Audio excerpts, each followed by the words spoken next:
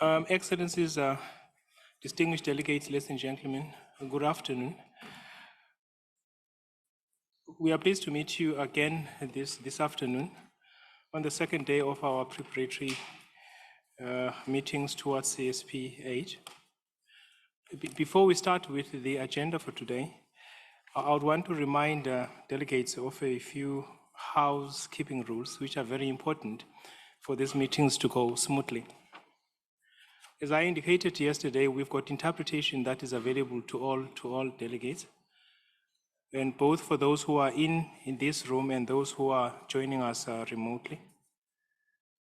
So we have demonstrated yesterday how that is done. Those who are joining us remotely, they will find an interpretation button at the bottom of their screen, and they can choose their language. But those who are in the room, they can use the device in front of them. We don't have a speakers list for this meeting prepared in advance. However, when the time for discussions come, you will be required, therefore, if you want to take the floor, to raise your nameplate if you are in this room. But if you are joining us remotely, you can still request for the floor using the chat function. We request that delegates who will be reading long statements and interventions, if they can make copies of those statements available to the Secretariat so that they can be transmitted to the interpreters. And I think that would facilitate interpretation. Yesterday we had incidents where some technical statements were made, and the interpreters never had the benefit of the text to facilitate interpretation. So we request and we plead with delegates to make those statements available in advance of the delivery being made. And again, we plead with delegates that the chat function is used for purposes of requesting the floor, as well as that of general inquiries with the Secretariat, but we would ask delegates not to overstress the chat function so that we can be able to manage that. With that said, I would like then to proceed and hand over to the facilitator of the working group on Article 9, who had a first hour yesterday and will be having the second hour this afternoon to continue with his work. Without much ado, I hand over to the facilitator, Ms. Rob Wensley. Over to you. Thank you, Dumisani, and good morning to all. Good afternoon. I seem to get my mornings and afternoons mixed up with these sessions. Good afternoon to everyone. We're going to deal with, according to our multi-year work plan, with the topic 6 today, namely the role of the private sector in the transit and transshipment of arms. And we are going to have a kick-off presentation, which are usually always very informative in our discussions, especially on this topic of the industry and manufacturers and the rest of the private sector. And we are going to be joined virtually by Mr. Richard Patterson, or Rick, who is the President and CEO of Liberty's Keystone, an international consulting group dedicated to excellence and efficiency throughout the firearms and ammunition supply chain. He has served as Executive Director of the Sporting Arms and Ammunition Manufacturers Institute for 17 years, leading in the creation of safety and reliability standards for firearms, ammunition, components, with a particular focus on design, manufacture, transportation, and storage. So I'm sure that we will be able to benefit greatly from his presentation. Rick, if you're online, you may take the floor. Oh, thank you very much, Mr. Facilitator, Excellencies, distinguished delegates. My name is Rick Patterson, and I'm representing the Fair Trade Group. FAIR is an association of importers and exporters of firearms and ammunition. We're very appreciative of the opportunity to make this presentation. We believe none of us is as smart as all of us, and all of us working, collaborating, sharing information will help us develop an ATT that is effective at its intended goal of preventing the illicit trade in small arms and light weapons. And at the same time, I'd like to add, we're pretty fond of the goal of not adversely affecting the legal trade as well, which, as current events have so tragically underscored, is essential to securing peace in the face of evil aggression. I have 15 minutes to make all of you experts in the import-export business. So fasten your seatbelts, raise your seat backs and tray tables to full upright and locked position, and we'll get started here. I'd like to address 3 topics. Number 1 is just kind of a general overview of the what's required in the import-export business. 2, addressing the shipment, transshipment issues that may have impact on the ATT and vice versa. And finally, recommended paths forward based on our experience. Putting together an arms deal is really fraught with challenges and risks. Like every business, you have to cover the basics of staffing, scheduling, accounting, cash flow, profitability, and the hundreds of day-to-day issues and decisions that need to be made to keep the doors open and be able to provide employees with a living wage. On top of that, let's face it, we're not talking about toaster ovens here. We're talking about tools that in the right hands, like any tool, can do great things, and in the wrong hands can cause great harm. And there's a tremendous amount of paperwork, due diligence, and work that needs to go into making sure firearms and ammunition stay in the right hands and end up where they're intended to go.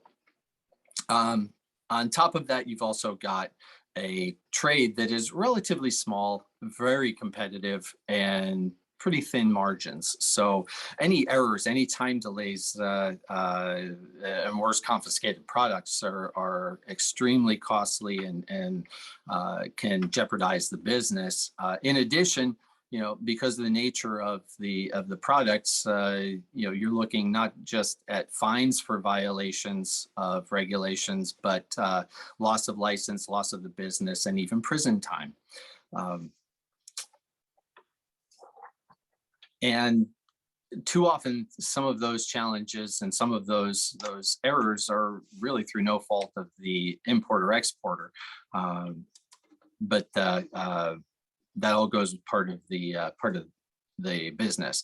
The basic structure of a transaction is when an importer-exporter learns that someone has firearms, ammunition, components for sale, and at the same time either knows of or finds a buyer who would like to purchase those products. You negotiate purchase agreements and sales agreements, very detailed, exactly what's being sold, what are the financial terms, and very frequently a buyer will require delivery deadlines with penalties to the importer-exporter if the delivery is delayed beyond that.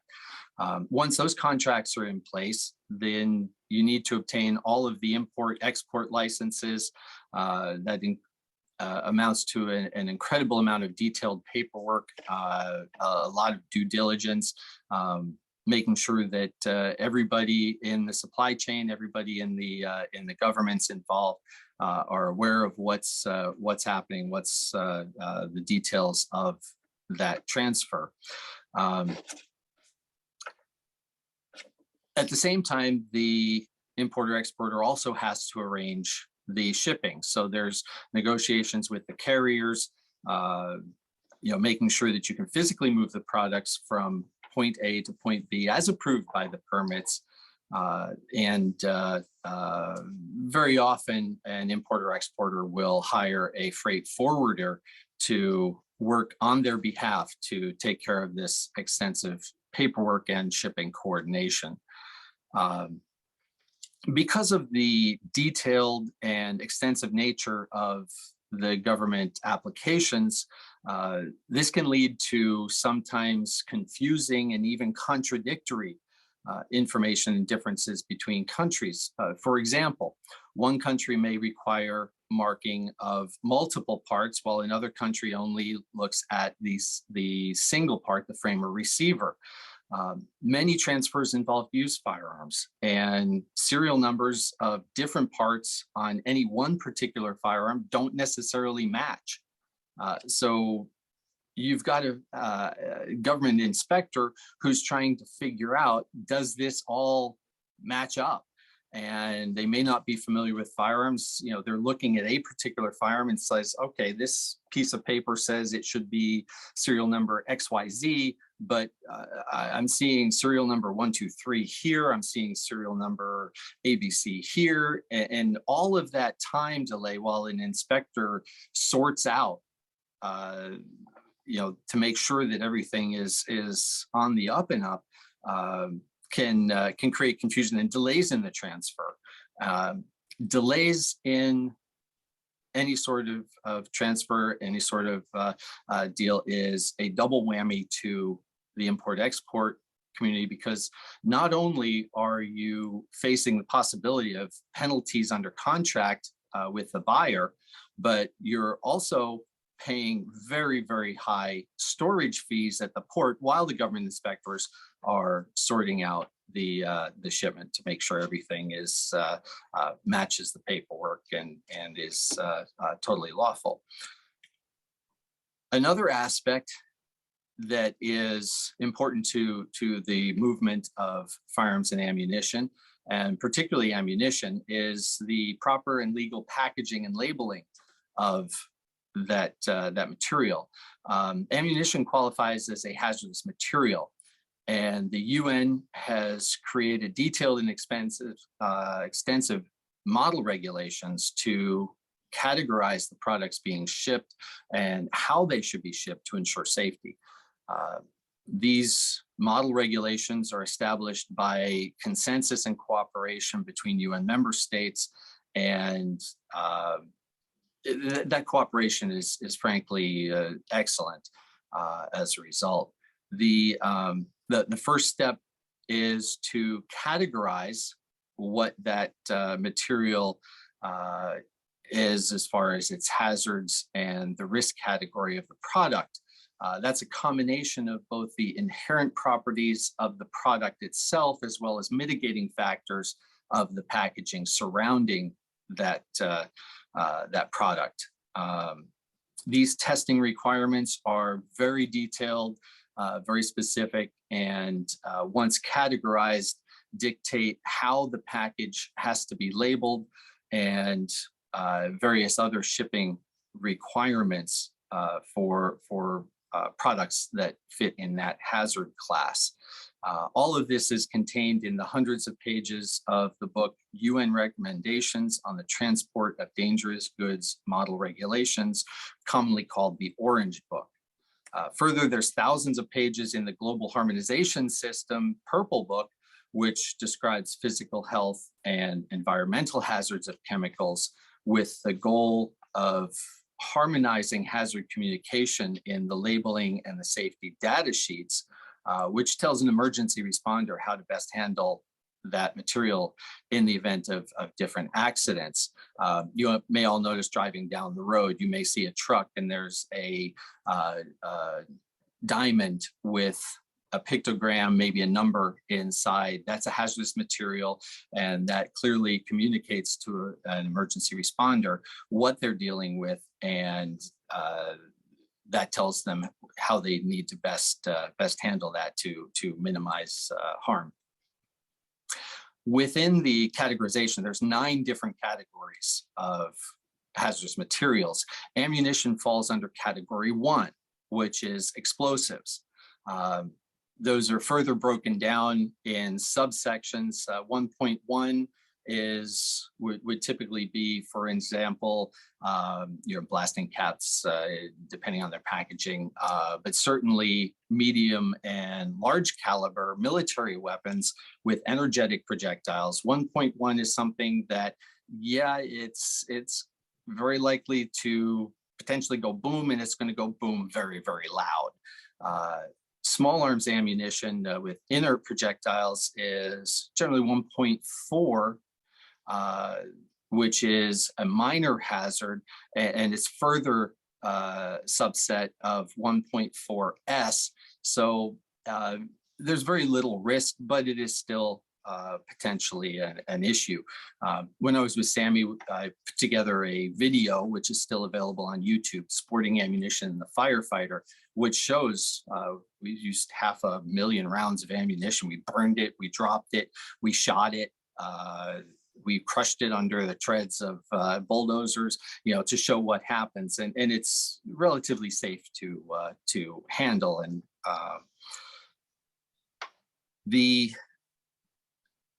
as I mentioned before, the model shipping regulations also dictate, all the other hazmat classes and how the shipping needs to be handled among those different classes. Among that is the requirement that certain classes can't be shipped near each other. You don't want flammables near an explosive, for example. You don't want a corrosive near an oxidizer. You don't want an oxidizer near a flammable. And all of this creates a serious logistics issue for someone loading a ship, for the carrier, because not only do they have to address all of the issues, weight distribution, et cetera, which Dr. Honig pointed out yesterday, but you also have to keep your different hazmat categories segregated. And they also want to make sure that everything is set up for the most efficient loading and unloading of products as they visit ports. In the last meeting of the ATT sub-working group on transportation, we pointed out that shipments are frequently diverted to a port or airport that may not be part of the original plan. And again, as Dr. Honig pointed out yesterday, that can be for a whole number of reasons, emergencies, weather, but also more typically in seagoing transportation, you have a ship en route from point A to point B, and a customer calls from port C and says, hey, we've got a big package a big shipment to pick up. So they will pull into port C to make that, pick up that additional cargo. Technically under the ATT, this is a violation. This is a diversion. You need to get all of the permits, if there's time to even get the permits, because it can all happen fairly quickly, and obtaining permits and approvals of all of the parties involved, including export and import countries, can be very time consuming. As a more practical matter, assuming you can get the permits in time, there's the question of what does that mean to the country in Port C, because they've now issued a permit, but to actually inspect and verify that everything's in accordance with all of the paperwork, you may have to offload a significant portion of the ship to get to that container buried in the middle of the all of the other containers in order to get access to verify. Under strict interpretations of the ATT, this is all potentially unlawful diversions. And this is not a hypothetical. This has actually happened. Cargoes have been confiscated, which is financially devastating for the importer-exporter. And probably worse is we've actually seen carriers make decision to stop accepting those shipments. United and Lufthansa, for example. This reduces the options available for the lawful trade of small arms and light weapons, and reduces the efficiency of the shipment, and moves those shipments outside of the mainstream, which can ultimately reduce the transparency and visibility of the process. Paradoxically, the inefficient shipment system increases the exposure pathways for theft and unlawful diversion. Now I'd like to talk about the third topic, and that's our experience and what our experience has shown to be very effective programming and policies. And it comes down to cooperation between regulators and the regulated community. Every year, the Fair Trade Group hosts a 3-day workshop on regulatory compliance. The majority of speakers are high-ranking leaders of the relevant government regulatory agencies.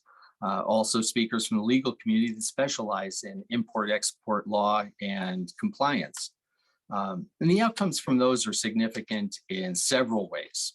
First, it helps everyone get on the same page with a clear understanding of the appropriate implementation of the regulations.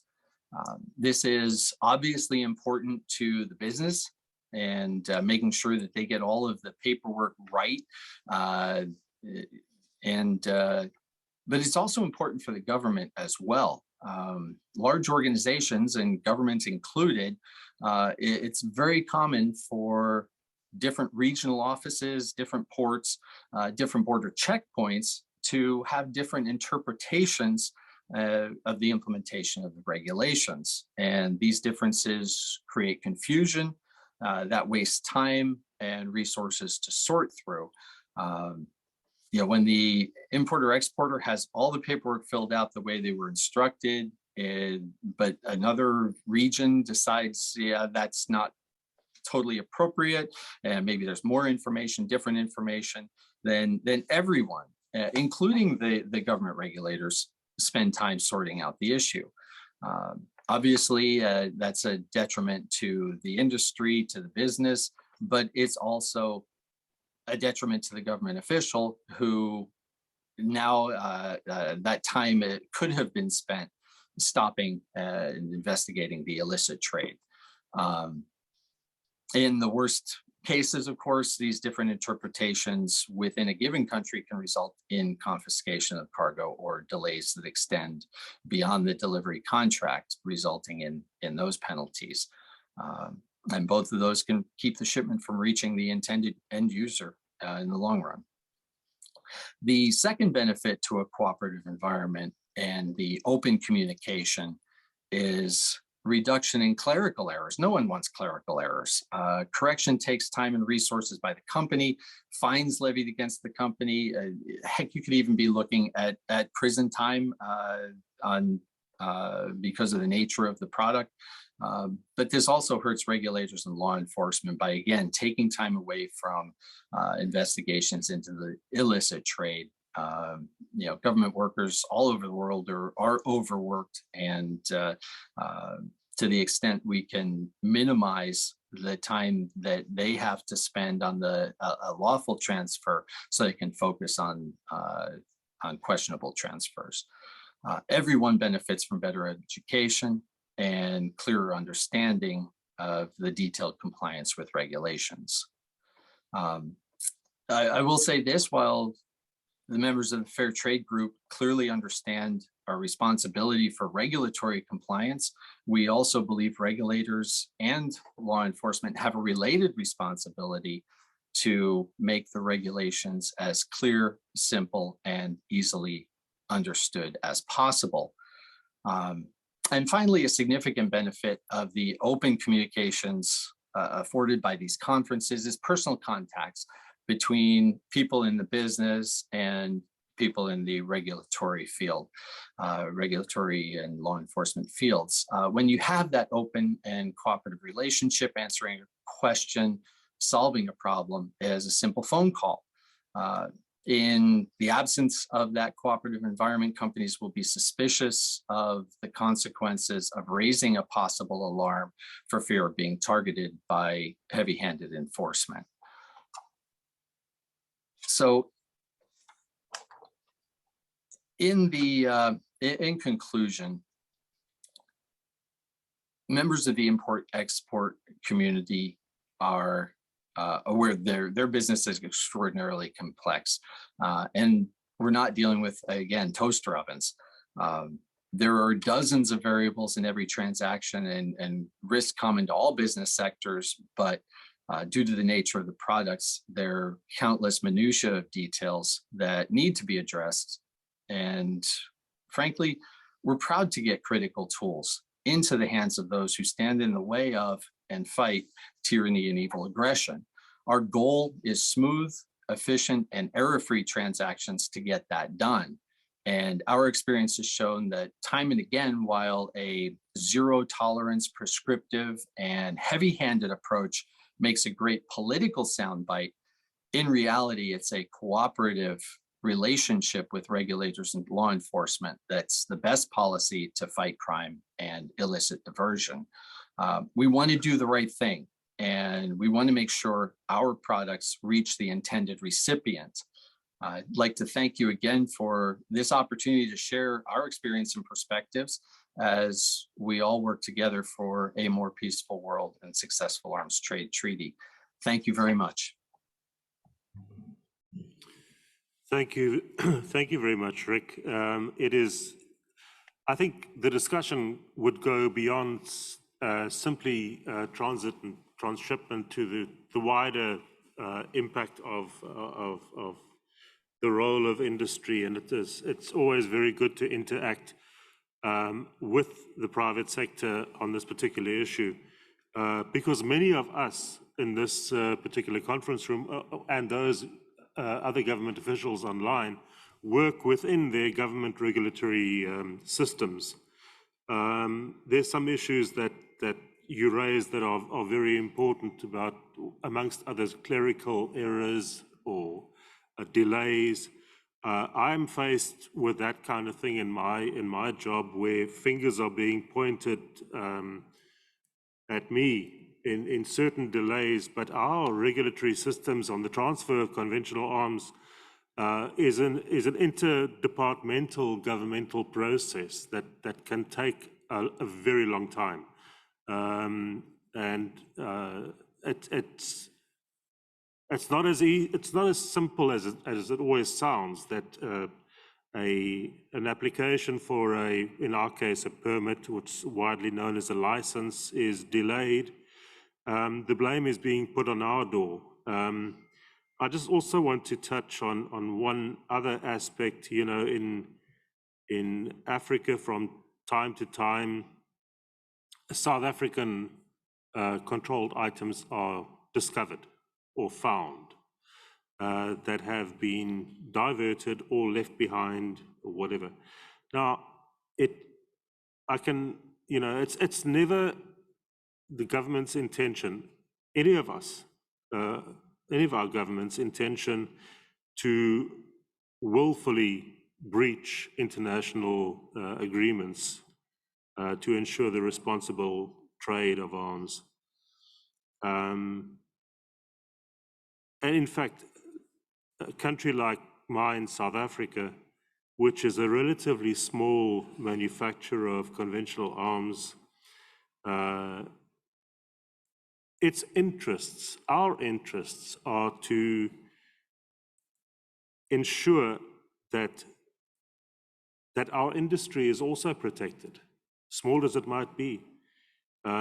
So in the bigger scheme of things, when you look at the arms trade treaty, we never approached the negotiations to that with the aim of restricting the legal arms trade. Not at all. It was to promote responsibility and set certain norms. That's what our aim was. You mentioned the issue of ships being diverted due to certain reasons, for certain reasons. I think the concept of reasonable sort of motivations behind that diversion is perfectly acceptable. It is not seen as a breach of the treaty. That is within reason. One can argue why that had to take place in a particular instance. If it becomes habitual, it becomes a problem. With those few remarks, thank you, Rick. I hope you can stay online while we take any possible questions from delegates or interventions on this particular issue. Is there anyone who would like to request the floor at this stage?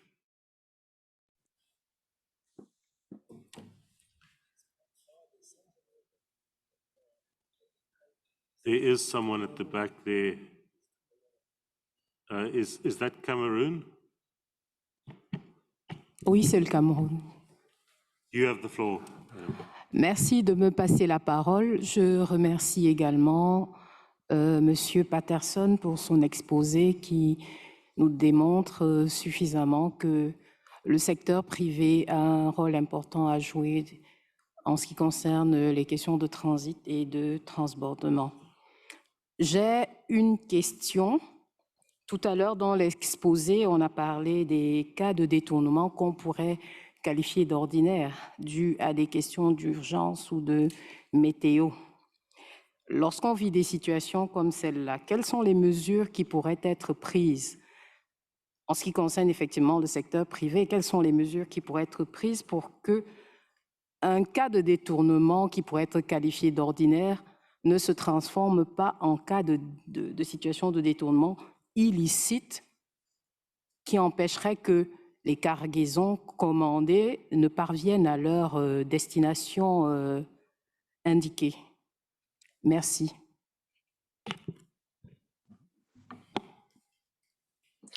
Thank you. I think that Thank you. I appreciate the question from the distinguished delegate from Cameroon. As I understand, the question is, okay, this happens, and what's the solution? How do we address that? And I think that's why we're here today, because these are complex issues, and you know, the way the ATT is currently worded and interpreted by some countries,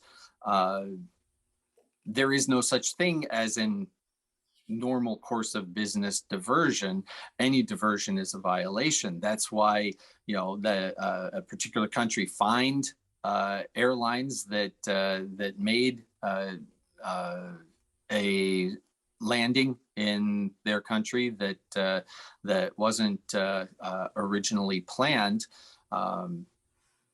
And that's why, because of those fines, those carriers have decided to exit the legal marketplace. So, you know, it is certainly a challenge. And I think again, getting back to what we found to work is that cooperation and, you know, open relationship between the private sector and government, you know, understanding that, you know, we all have the same goal. And there, at the same time, we also know that there are individuals out there that are in the illicit trade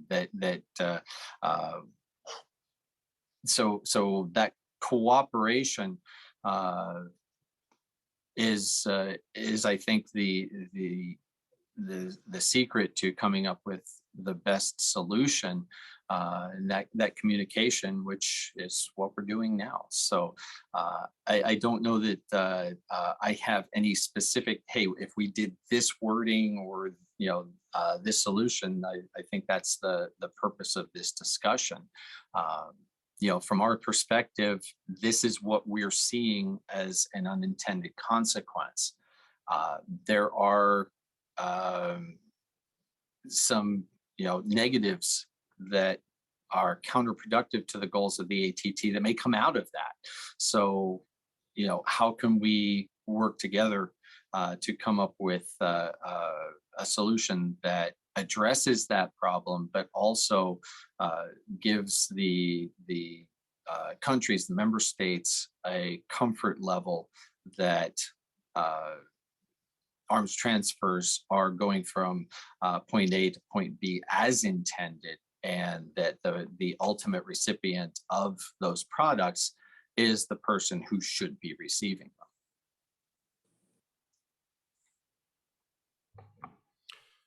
Thank you for that, Rick. Yes, I mean, in my portfolio, I also deal with a number of other conventions, and you use the term unintended consequences. In any negotiation that we enter into for a convention and the adoption of that convention, there are certain gaps. And in this convention, there are some ambiguities, and that's why we're actually in this meeting or this week's session on, for instance, clarifying what do we understand under the terms transit and transshipment.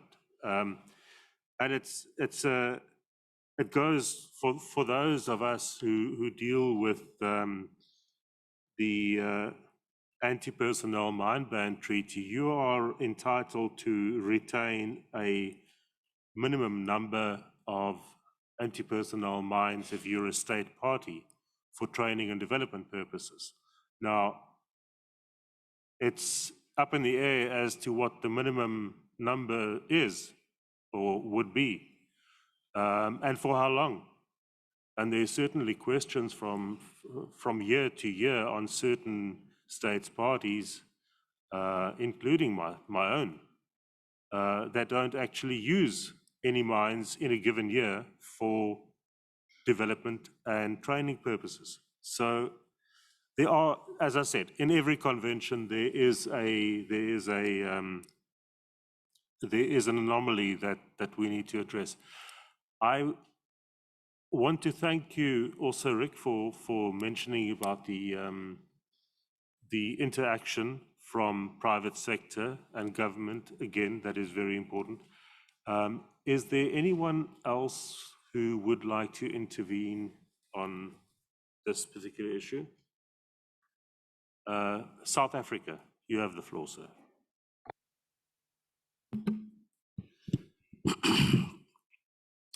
Good afternoon. I must thank you, facilitator, and also thank everyone with the opportunity I have received. There are a number of things that I wish to raise, which perhaps will help. My hope being that they will not confuse the issue. I'm the head of Secretariat in South Africa and a lawyer by training. I will not sit here perhaps and say we have a perfect system in South Africa, but I'd like to perhaps frame it in the following way, and that is to say, the regulator, which is our office, exists to serve the industry. And because of that, we then act on the basis that international treaties and conventions, by virtue of ratification, therefore, we think international, but we act local, which therefore then says the industry is regulated, but not by accident. In other words, there is a framework in place wherein any entity that requires to partake in this industry would then be registered with the regulator. It is key that I emphasize that because it then separates the ordinary person from the person who intentionally says, this is essentially what I want to actually do.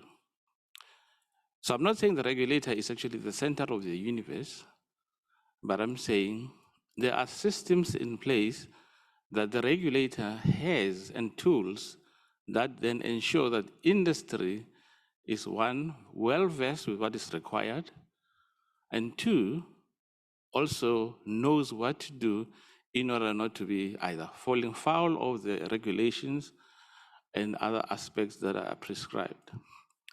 It's a very, I think, labor-intensive process, but it is an effective one that actually, if properly implemented, in part helps with managing some of the challenges that are here. For instance, in our case in South Africa, when you are actually authorized with a license to trade, you are essentially registered to be in a certain process or line of business. So it's not everything that is out there that you're actually licensed to have.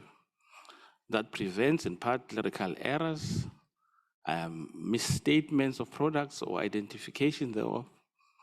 But in the whole ecosystem, we have a process that actually says there's a stop and go, because each part of that is meant to ensure that every successive stage has been complied with in order to then remain compliant in terms of the law.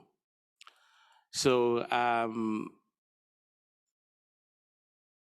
what I'm saying is it's important that industry accepts that there is a regulator, and the regulator also accepts that they exist in order to help and support industry to remain compliant, to ensure that products that are produced end up with those that are intended to actually be supplied or to be ultimate recipients. And it is correct that no country, at least ours included, actually wants to have its products actually identified elsewhere other than the intended destination or endpoint in terms of the authorization. I think I'll pause there. Thank you, South Africa. Next, we have the Global Coalition for Limitation of Armaments. You have the floor. Yeah, thank you, Mr. Moderator. At the outset, we want to note that this is a joint intervention from the Global Coalition for Limitation of Armaments, which include the civil society organizations from Europe, Asia, Africa, Latin America, and MAD for Peace Development and Human Rights Association. We thank you for the presentation you gave yesterday about transit and transshipment by sea. And we want to stress the importance of shedding light on the process of transferring weapons by sea, because the process of transferring weapons to conflict countries does not have any kind of controls or regulations. And we all know that the process of transferring weapons to conflict countries exacerbates conflicts, and humanity pays the price for it. The real problem is that there are efforts to establish global controls, but there is a gap in implementation. For example, there are illegal transfer of weapons by sea to Yemen without any monitoring and evaluation of those weapons. It should also be noted that the Iranian language was used on the explanatory labels affixed to the boxes of the weapons. The process of regulating these operations is complex, and during our participation in the informal consultation of the third session of the open-ended intergovernmental working groups on drafting the content of international regulatory framework, we refer to the various operations of the illegal transfer of arms control of the sea, across the sea, through private security companies, and demanded the need to engage the state parties to the Arms Trade Treaty in order to be able to define a clear operational regulatory framework and also to strengthen the international cooperation process. Mr. Moderator, we appreciate the efforts and proposals made by yesterday's side events on post-shipment controls organized by Germany, Canada, and Switzerland, in which they represented and presented practical technological efforts in the framework of the follow-up and evaluation, which can be an opportunity to exploit such points in the control and monitoring process in the operation of arms trade to countries affected by conflict. The second point that the Global Coalition wants to highlight is the lack of the private sector participation in the discussions and sessions that's set within the framework of implementing and activating the Arms Trade Treaty. Therefore, the Global Coalition takes advantage of the opportunity to coordinate an informal session to discuss the control and transfer of arms to countries affected by armed conflict, taking into consideration that the agenda of that session includes the risks and challenges, and that the subject of language and its impacts on illegal transfer across the sea.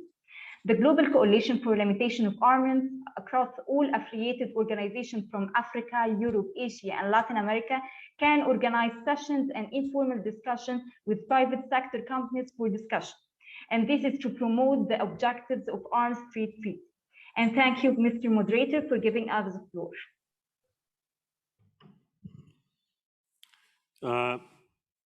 I thank the Global Coalition for Limitation of Armaments.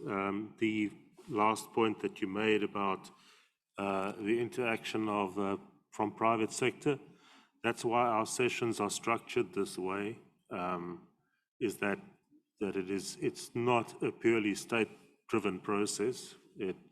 Not by no means. And then as for the additional topic that you propose, if you look at the ATT website and the multi-year work plan on Article 9, the very first section under that work plan has questions on which topics have been omitted to your mind and which topics have not received sufficient attention. So by all means, send it to the Secretariat in writing, send your views to the Secretariat in writing, and we will see how we can accommodate that. You're welcome to do so. Do I see anyone else wishing to take the floor?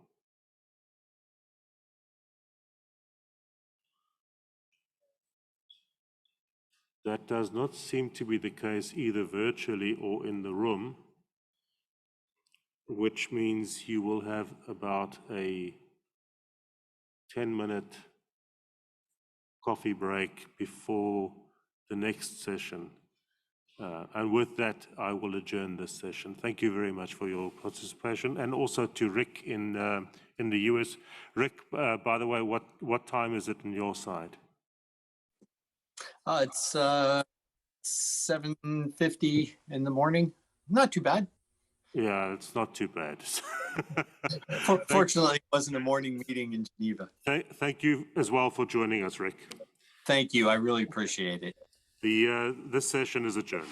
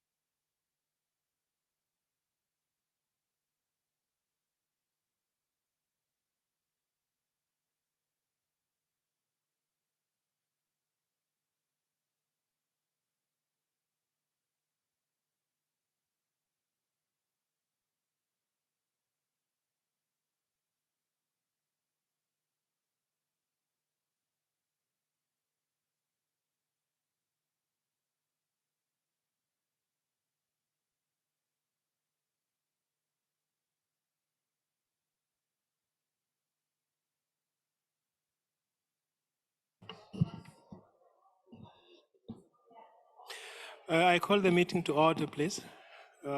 If we can get started.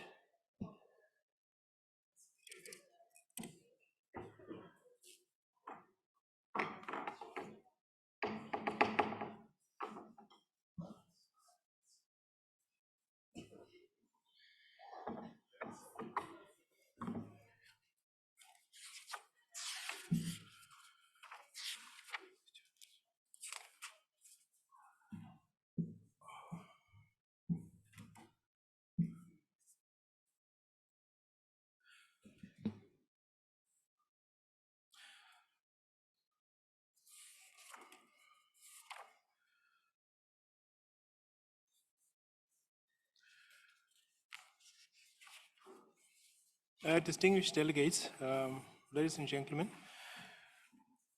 we are going to start with the second part of this session, dedicated to Article 11, which is diversion. This sub-working group on Article 11 on diversion is facilitated, or the facilitator of this sub-working group is Ms. Stella Petrovic from Serbia. She will be facilitating this session online via the Zoom platform. She couldn't be here, so she will be facilitating directly from Belgrade. And her agenda, as you might have seen, she will be looking at 3 topics, and she would deal with those immediately when I hand over to her.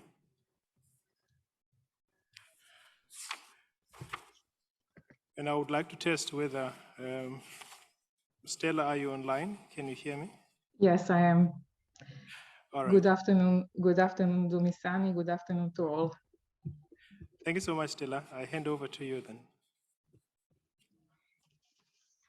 Thank you, Dumisani.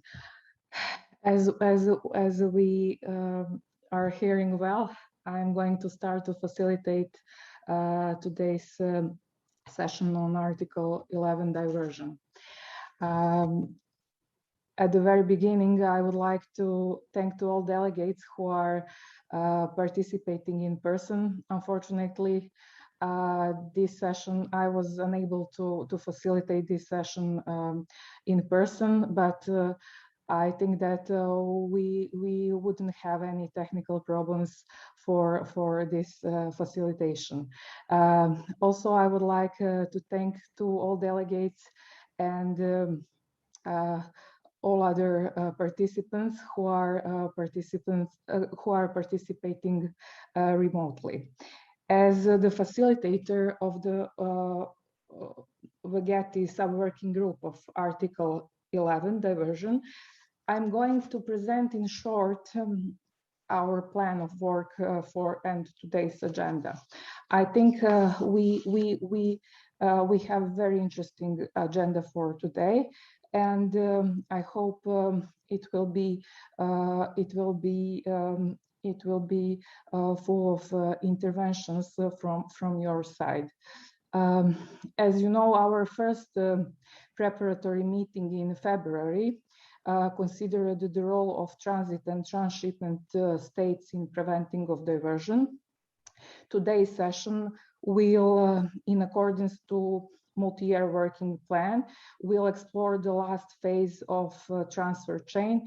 It is the third phase of transfer chain after delivery. In order to make conversation easier, today's session is divided into 3 topics. First topic is the role of importing states in preventing diversion. The second one is post-delivery cooperation. And the third one is the role of private sector and civil society in mitigating diversion risk after delivery. All these 3 topics are very important, and I think that synergy of all 3 will make complete diversion prevention after delivery. Now I will go into details regarding our three three sessions of today that we prepared for today. And the first one will be issuing delivery notification by importing state.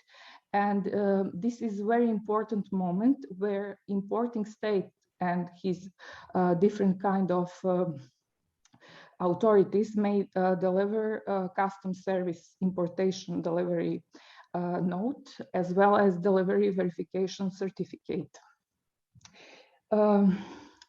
Here, it is very important to make difference between these two documents, especially that the first document of importing the goods signed by customs is not confirmation that the goods are delivered to the end user. The document named delivery verification certificate is issued by official authority, who is in this specific case end user, and it is pretty good guarantee that the goods are and well received by the end user. This moment is very important as from this point, named end user is responsible for the future of the goods.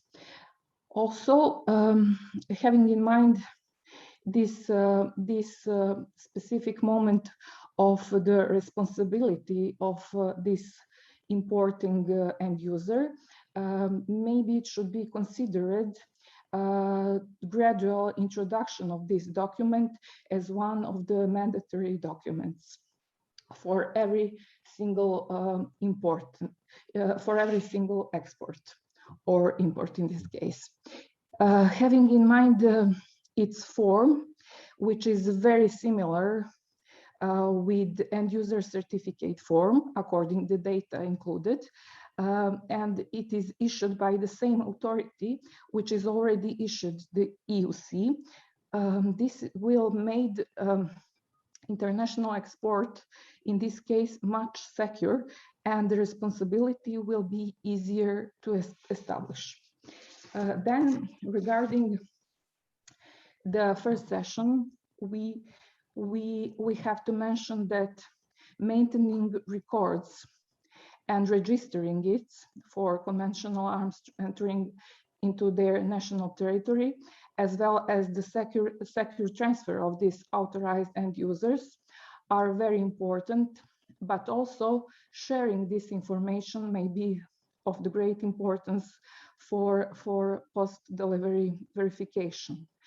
Also, ensuring stockpile management procedures are very important, especially including routine security inspections and audits of the conventional arms stockpiles of all end users.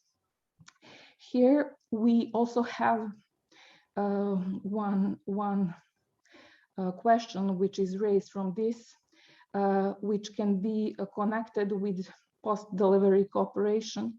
And in this case, sometimes it can be possible that exporting state may ask for the management procedures and for the stockpiles of the goods which they already exported to the importing country. Also, it is very important to have effective legislation, as it is the first and last step for investigating and punishing diversion. And it is very important to stress that if we are not investigating and if we are not punishing diversion-related offenses, we are not in complete circle of prevention of diversion. Then second phase is post-delivery cooperation. we will explore the possibility of exporting states conducting post-delivery checks in cooperation with competent authorities of importing states to verify compliance with end-user conditions, such as condition that no re-export can take place without prior notification of the country of the origin. It would be interesting to hear how often do we receive from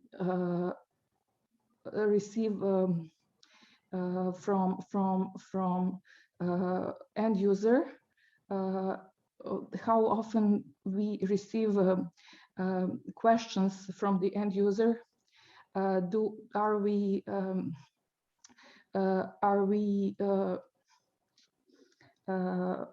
the exporting state I'm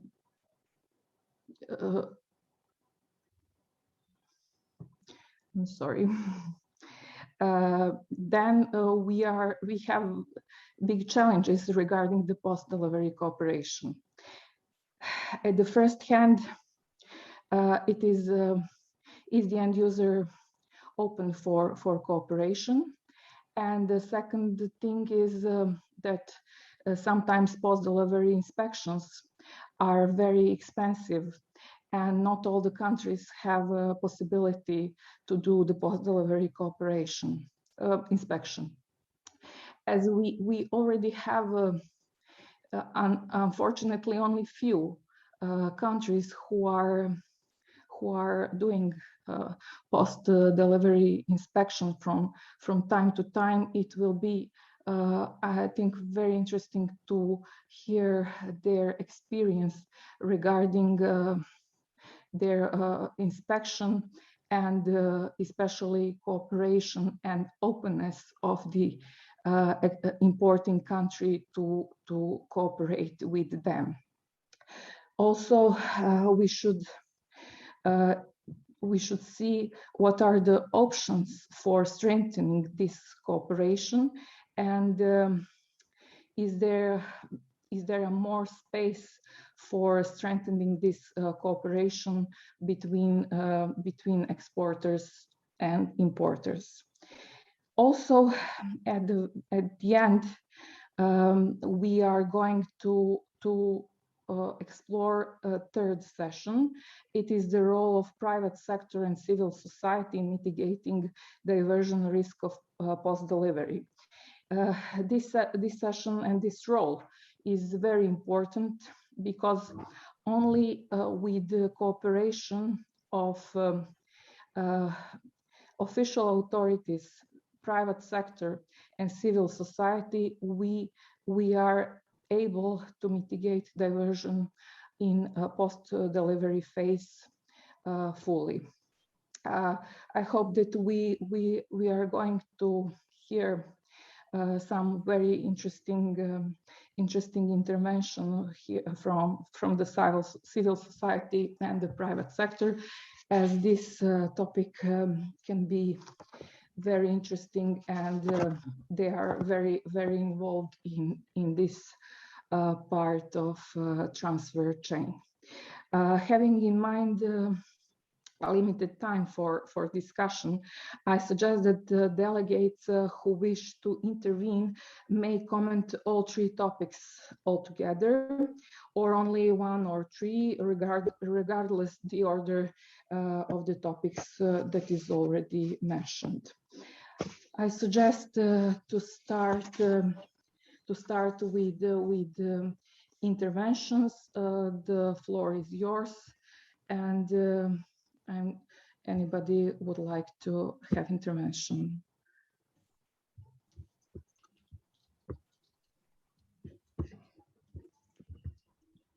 I hope Dumisani will help me from the conference room, as I do not have possibility to see who would like to intervene in the conference room.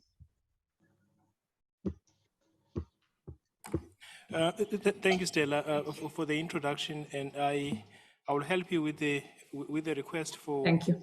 for the floor. In the room at the present moment, I would recognize the following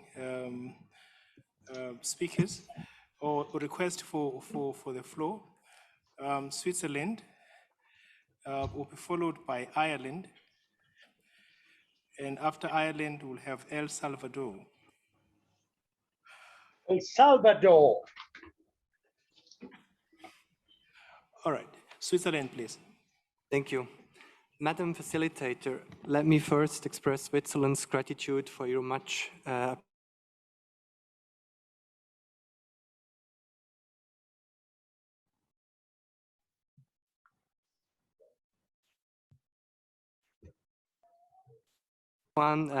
like exporting states, importing states also play an important role in preventing diversion.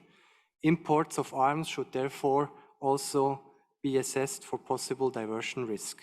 Based on our experience, a licensing requirement for all types of arms imports appears to be an effective measure to mitigate diversion.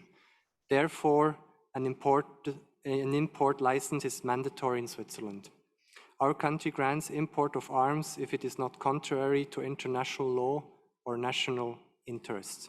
In our opinion, another useful measure is the issuing of a delivery notification as mentioned in attachment 1 of your documents.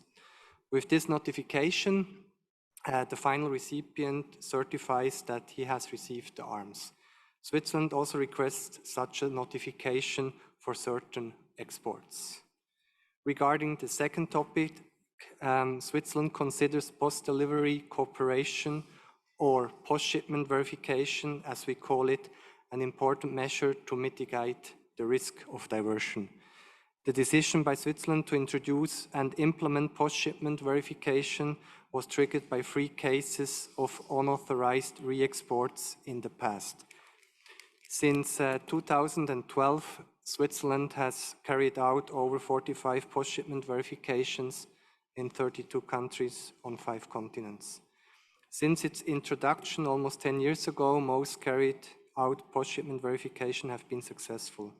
Good cooperation and communication between importing states and the Swiss authorities were crucial for this. Post-shipment verifications are announced by our local embassies via the Ministry of Foreign Affairs to the competent ministry of the concerned end recipient. Together with the competent Ministry of the importing state, the post-shipment verifications are being prepared and then carried out. This cooperation shows that post-shipment verification should be seen as a confidence-building measure between exporting and importing state. The impressions gained from post-shipment verification are also taken into account for further applications, but not only. As licensing officers, we must assess the diversion risk of arms exports based on information from agencies involved in the licensing process and public information. In general, this risk assessment can be a rather subjective view of the exporting state. In order to improve the reliability of this assessment, a post-shipment verification helps as it allows to gather impressions on site and to establish personal contact with the end recipient of the arms in the importing country. Establishing personal contact is, in our view, a very valuable gain for importing states as well as for exporting states because it creates better understanding and enhances mutual trust. In addition, the cooperation between importing and exporting state allows to further mitigate diversion risk. The ATT provides the perfect setting to discuss the post-shipment verification solution holistically with all stakeholders. In the end, having an instrument such as post-shipment verification would benefit all states as it serves as a cooperation and confidence-building measure, as well as a measure to mitigate the risk of diversion when assessing export requests in line with Articles 6 and 7 of the ATT. Lastly, for the third topic, we see that the private sector has especially an important role to play as it is the exporter of the arms. It is in the own interest of the private sector to ensure that its arms are not diverted to an undesirable end recipient. It can do this, for instance, by vetting its buyers, but also by reducing the risk of corruption amongst its personnel. In addition, the private sector should also ensure that it obtains correct and complete documents. In this way, the private sector also supports the licensing authority to mitigate diversion. To make the private actors aware of their important role in mitigating diversion, industry outreach should be a priority. Regarding the civil societies, open sources investigators such as Bellingcat or NGO reports could play a vital role in identifying and preventing diversions of arms. Thank you, Madam Facilitator, for giving us the floor. Thank you, Switzerland, for your intervention and for your comments. It is very encouraging to hear that you had such a number of post-delivery inspections, and especially it is very encouraging to hear that you had such a good cooperation with importing states. And I think that example of Switzerland and its work in after delivery inspection is one that we should consider it as an excellent example, and it should be considered by all of delegates for sure. Thank you one more time. Now I'm giving the floor to Ireland. Thank you for giving me the floor. First, allow me to thank you, Madam Chair, for your facilitation of this working group and for providing relevant discussion questions on the role of importing states in preventing diversion, post-delivery cooperation, and the role of the private sector and civil society. These sorts of in-depth discussions will help us identify methods and best practices for effectively addressing diversion under the ATT. As you suggest, my remarks will focus primarily on agenda items 2 and 3 on post-delivery cooperation and the role of the private sector and civil society. Yesterday's side event, thematic debate hosted by Germany, Canada, and Switzerland on post-shipment controls was a highly valuable and informative event that highlighted in concrete terms the benefits and challenges on the introduction and implementation of effective post-shipment controls. The perspectives from both government and industry were illuminating and helped provide context for our discussions here today, and we thank the panelists for their contributions. We hope that meetings like this one, like the event yesterday, which facilitate exchange of practical information, can continue beyond the Presidency's CSP8 theme on post-shipment controls. In our view, the potential benefits of adopting robust post-shipment controls far outweigh the costs, and exporting states should endeavor to introduce such systems to help mitigate the risk of diversion. While post-shipment controls are not explicitly mentioned in the ATT, they are fully in line with confidence-building measures and calls for cooperation towards implementation found throughout the treaty, notably in Articles 7, 11, and 14. As outlined in UNIDIR's presentation yesterday, some challenges and concerns include fears over state sovereignty and control, a culture of, quote, deliver and forget, and reluctance to share information on diversion incidents, something that hopefully the Diversion Information Exchange Forum can help address once operational. The practical presentations from Switzerland and Germany also highlighted just how much work goes into these measures, and we commend Switzerland's goal of 100% inspection.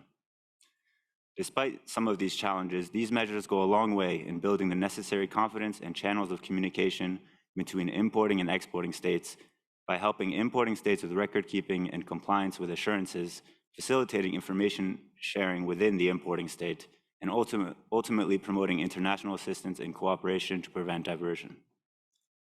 Finally, Madam Chair, we agree that industry and civil society have distinct and valuable roles to play in mitigating the post-delivery diversion risk. Ireland fully supports their activities in supporting implementation and collating open source information to support monitoring bodies. Thank you very much. Thank you very much for very, very detailed intervention.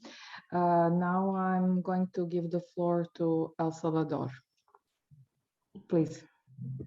Buenas tardes. Agradezco a la señora facilitadora por brindarme la palabra, también al secretariado por la oportunidad de estar acá y poder compartir nuestras experiencias en cuanto a el TTA.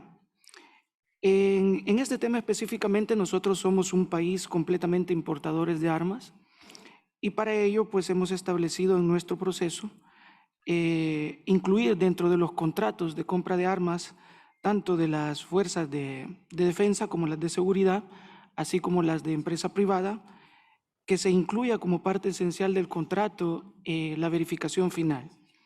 Para ello, como medida de control, el Ministerio de Defensa de El Salvador pues tiene sus almacenes y es requisito fundamental que toda compra o toda importación hacia el país de armas sea inicialmente almacenado en nuestros, valga la redundancia, en nuestros depósitos para que posteriormente a la verificación sean entregados a su destino final. Esto como una garantía para tanto el Estado que importa como el que exporta y todas aquellas empresas privadas que intervienen en el proceso tengan esa garantía de que no va a haber un desvío en sí de las armas, tanto las que se utilizan para defensa, seguridad, como las que llegan a destino final a personas comunes, solamente.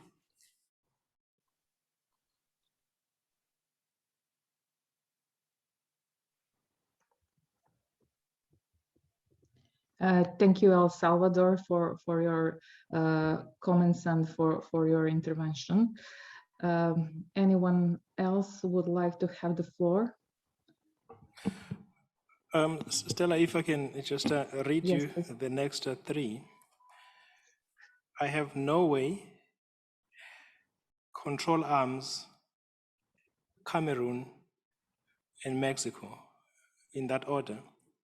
Norway, Control Arms, Cameroon, Mexico. So we can start with Norway. Thank you. Thank you, please.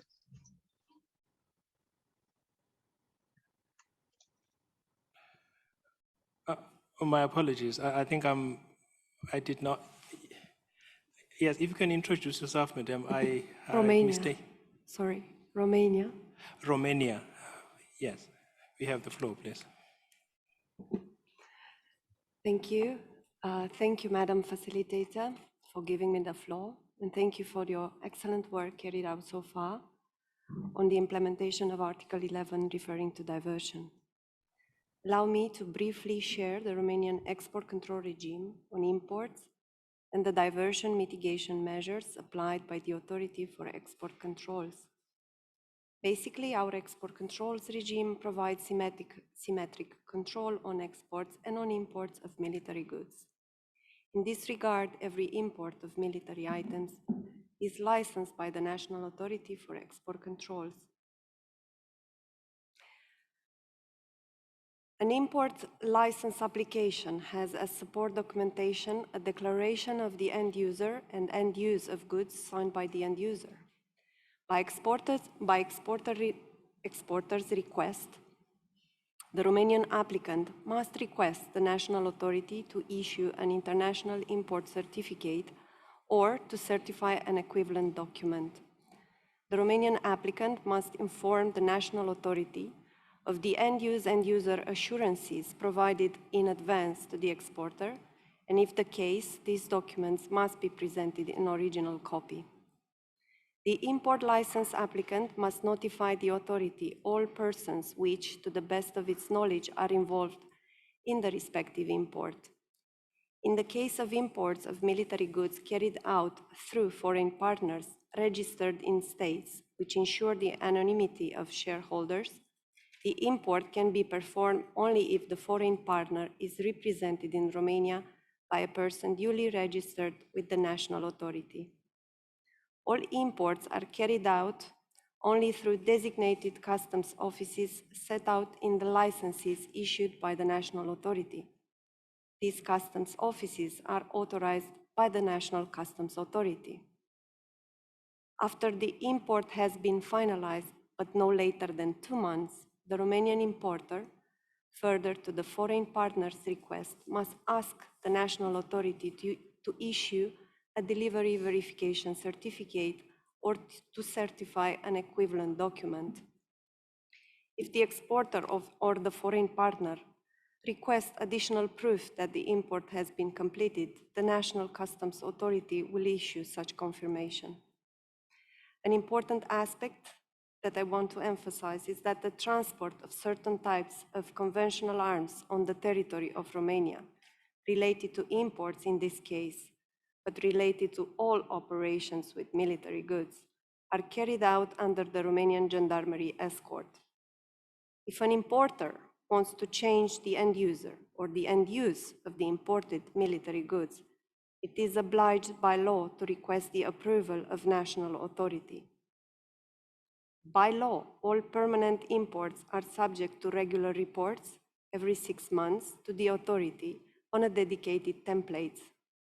Moreover, for the conventional arms subject to international tracing instruments, the importers must maintain relevant records, including the serial numbers and the country of origin of each product. This type of information is quarterly reported to the authority.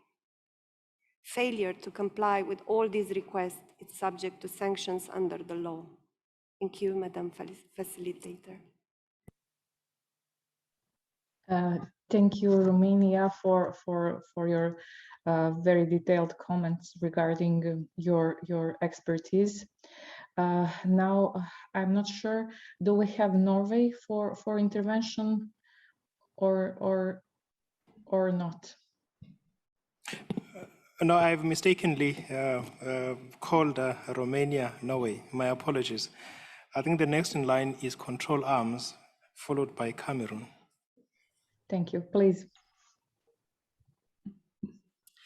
Well, thank you very much, Madam Facilitator. The following statement will address the issues outlined under Session 1 on the role of importing states and preventing diversion, and Session 2 on post-delivery cooperation.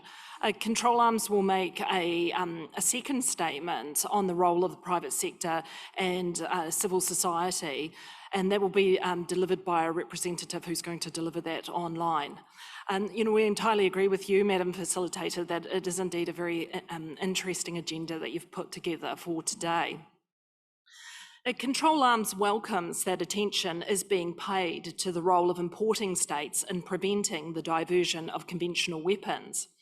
While the focus is often and understandably on the role of exporting states and the requirement to assess diversion risks, there is much that can be done by importing states to prevent diversion. However, to be effective in preventing diversion, exporting, importing, and transit states must work together to identify and mitigate diversion risks.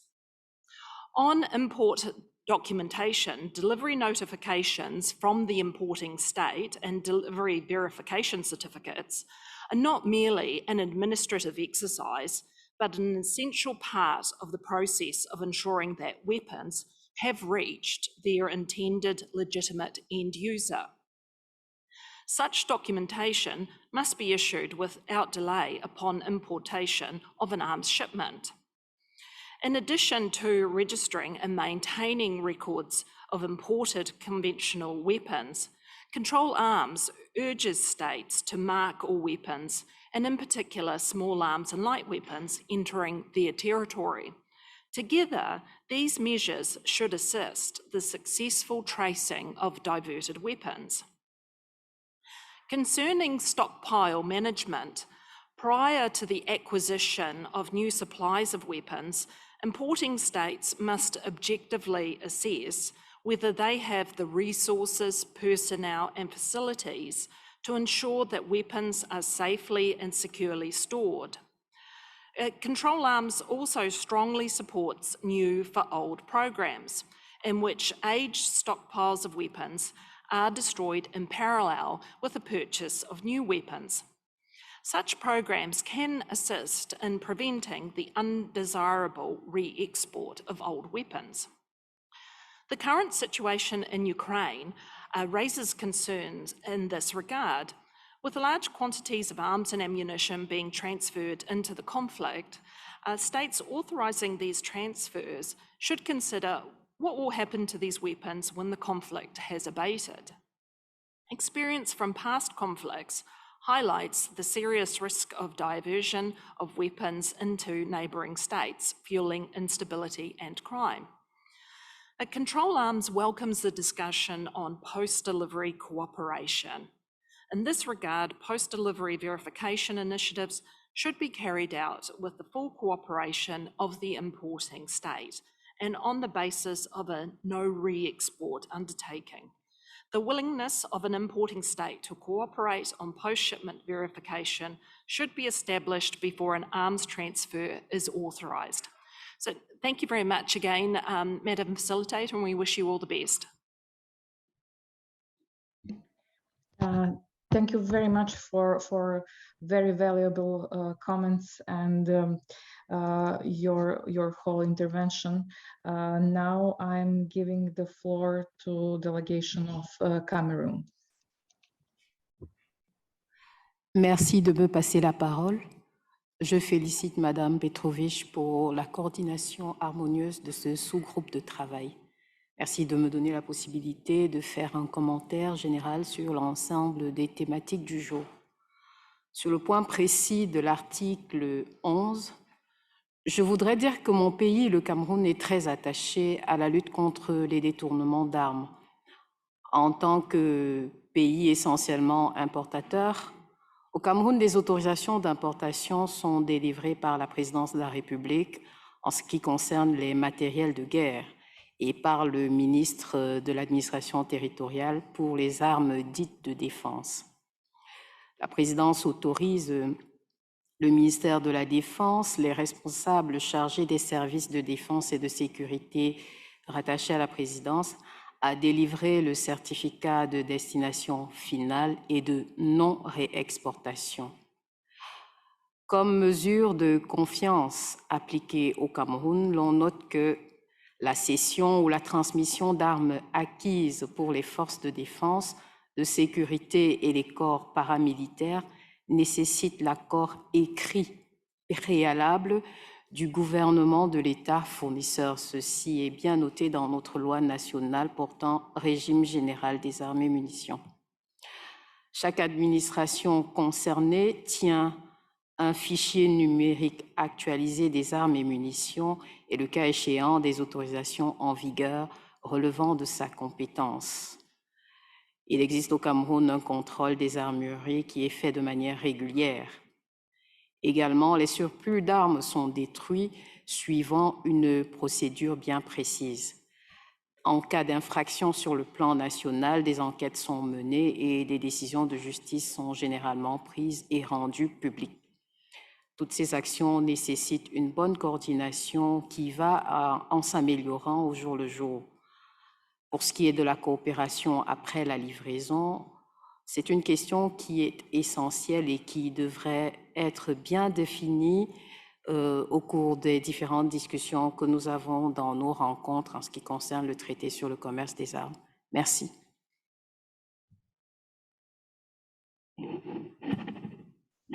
Thank you, Cameroon, for your intervention.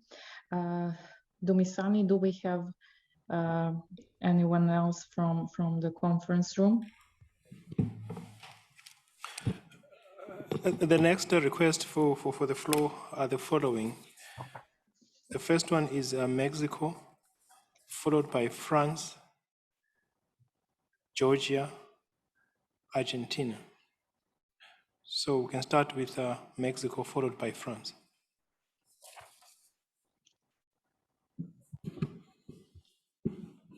Sí, buenas tardes a todos.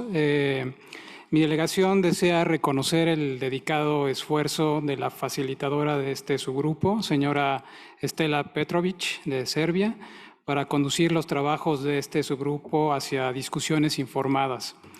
México ha otorgado una importancia especial a la interpretación más amplia del artículo 11 y espera una nutrida discusión sobre el desvío y las consecuentes expresiones de la delincuencia mediante el tráfico ilícito.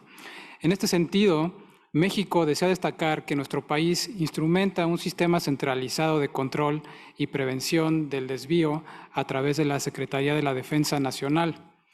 Para México resulta fundamental observar los vínculos que pueden existir bajo el prisma de los mercados ilícitos, el desvío de las armas comercializadas y el tráfico ilícito, pues este complejo fenómeno es el principal reto que enfrenta México y la región de América Latina y el Caribe. Ante la actual coyuntura internacional de conflictos armados, es indispensable discutir estrategias para prevenir aún más, de manera conjunta, los persistentes y futuros riesgos de desvío. México se mantiene como socio con la Unión Europea para la instrumentación del Programa para el Fortalecimiento de Capacidades para la Implementación del ATT, también conocido como P2P COARM, bajo el cual se ha avanzado en la capacitación de funcionarios mexicanos y también en el intercambio de experiencias y buenas prácticas en materia de prevención del desvío. Respecto a los temas de la agenda de hoy, consideramos que el combate efectivo al desvío requiere una estrecha colaboración entre exportadores e importadores. En este sentido, es importante concientizar más sobre el papel de los importadores y discutir sobre las medidas que estos podrían aplicar o robustecer con la finalidad de prevenir el desvío. En nuestro caso, se ha dado una especial prioridad al mantenimiento del registro de armas que ingresan legalmente a territorio nacional y también al estricto resguardo y manejo de las existencias. Consideramos positivo el impulso de las discusiones sobre la cooperación postenvío. México tuvo una experiencia de colaboración en esta materia junto con Alemania el año pasado, de la que se desprenden importantes aprendizajes. Sugerimos que, en la medida de lo posible, las discusiones sobre este tema en este subgrupo puedan ayudar a enriquecer el documento que Alemania preparará rumbo a la Conferencia de los Estados Partes en agosto como tema central de su presidencia de la CSP8. Y por último, coincidimos con los comentarios de Suiza sobre el papel importante que juega el sector privado en la prevención del desvío. Estimamos que este es un punto en el cual la responsabilidad corporativa en el control de armas debe enfatizarse en las discusiones del ATT. Muchas gracias.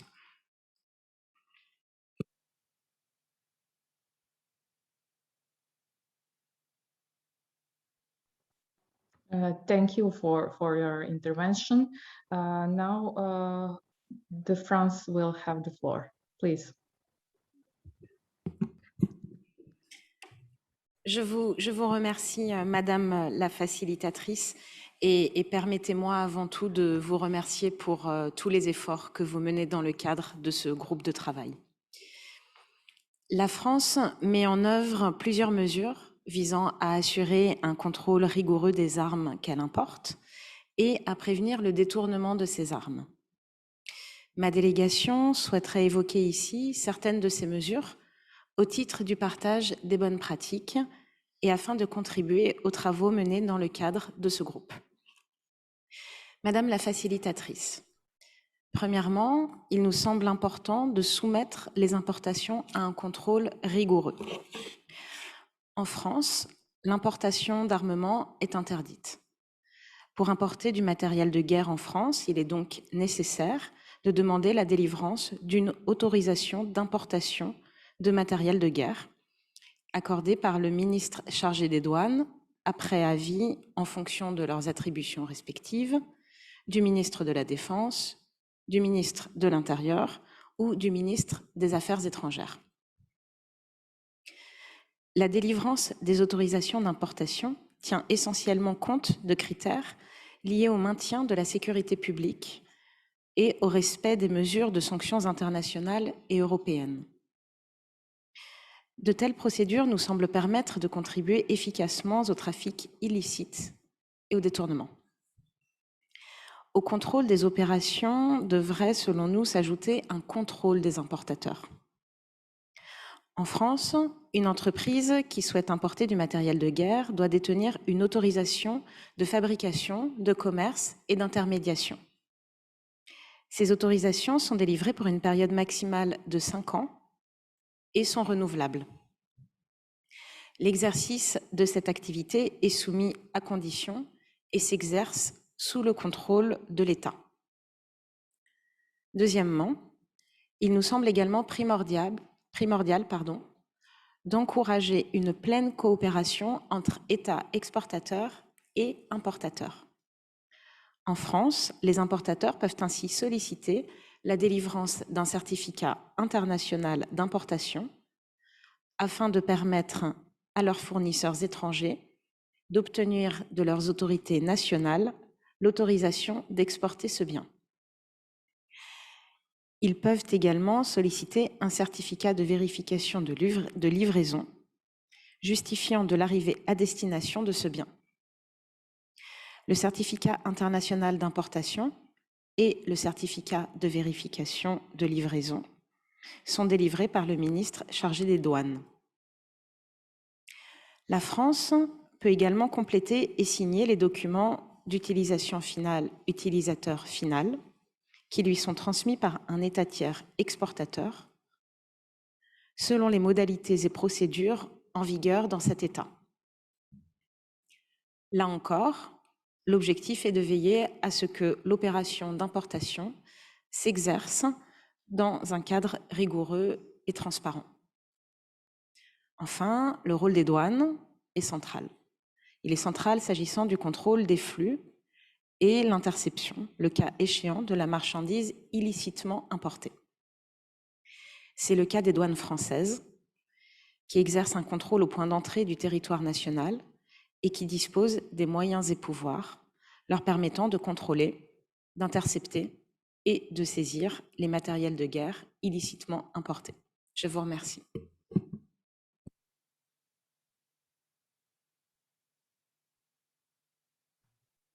Thank you, France, for sharing your experience and for your intervention.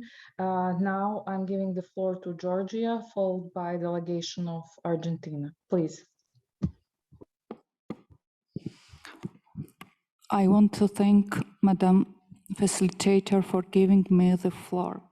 In Georgia, the process of assessing the risk of diversion is based on the national control system and includes the following components: examining parties which are involved in the export, requiring additional authentic documentations, certificates, and assurances.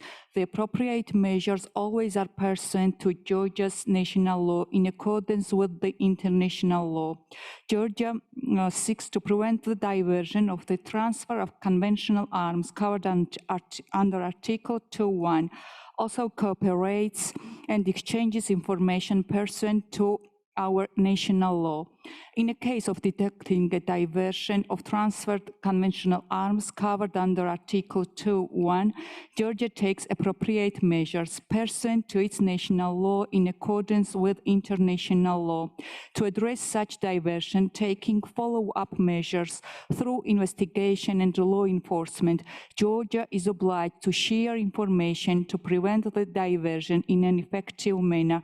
The process may include information on illicit activities, including corruption, international trafficking routes, data about illicit brokers, sources of illicit supply, methods of concealment, common points of dispatch, or destinations used by organized groups engaged in diversion. Thank you very much. Thank you for your intervention. Now I'm giving the floor to delegation of Argentina. Please. Muchas gracias, señora facilitadora.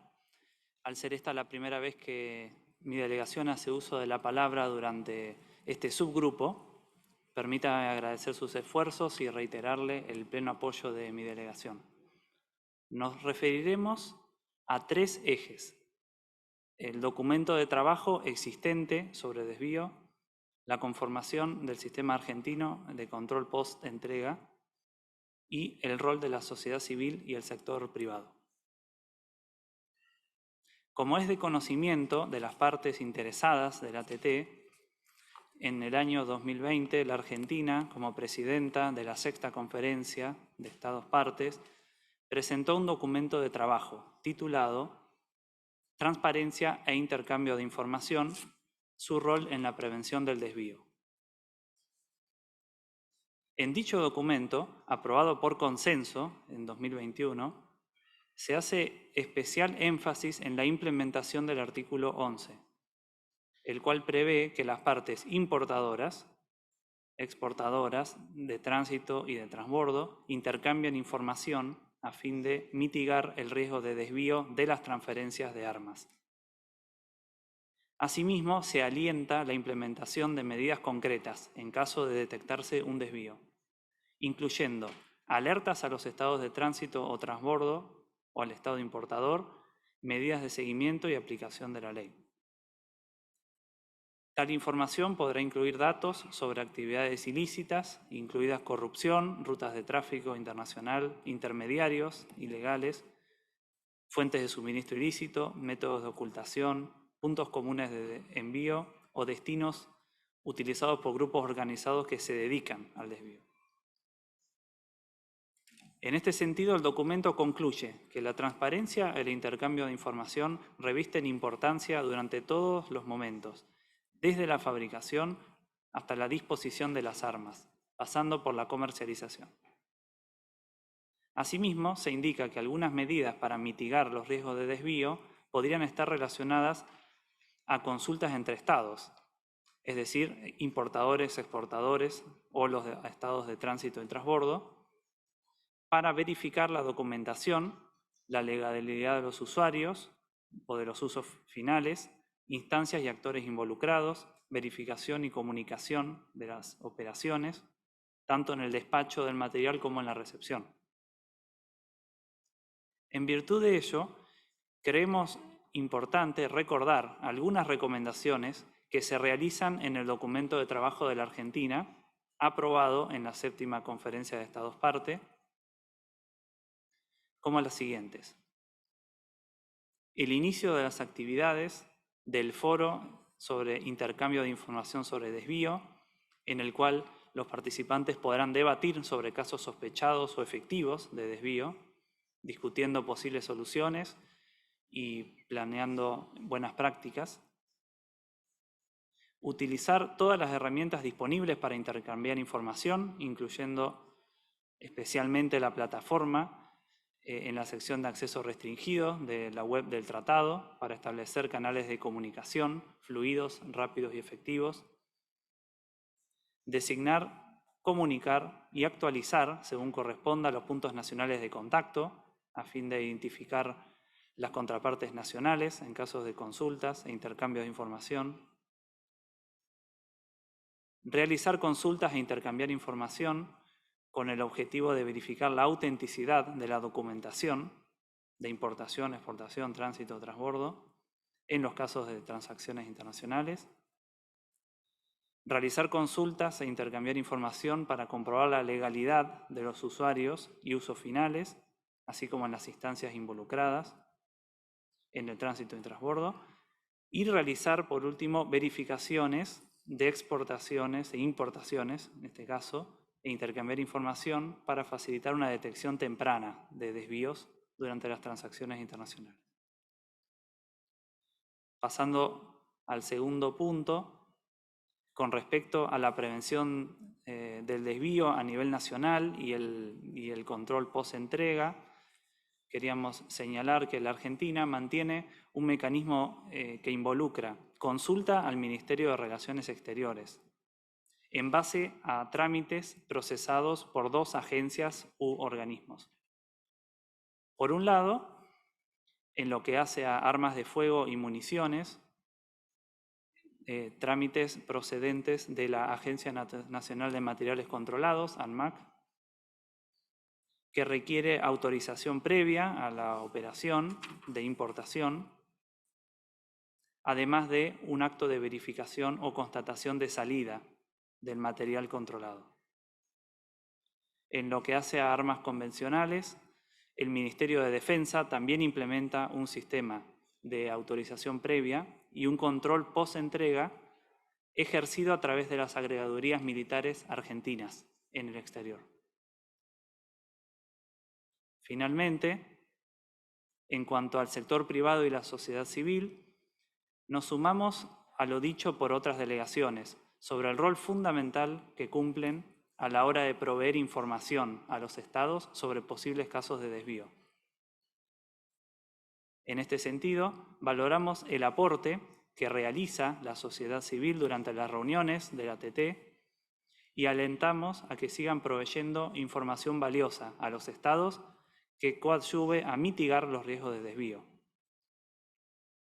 El rol de la industria es también fundamental, atento a la información privilegiada con la que cuentan, y creemos que la membresía de ATT debería buscar medios para alentar una mayor participación de dicho sector.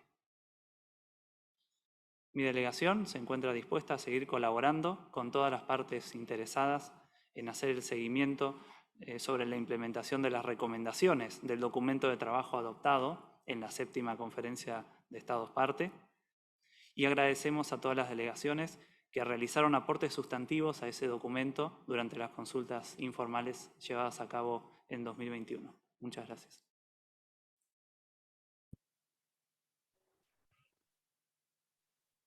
Thank you very much for a very detailed intervention regarding all three sessions for today's discussion, and especially for your review of the paper from the 2021 made by Argentina regarding the delivery, post-delivery cooperation, which is essential in this part of transfer chain.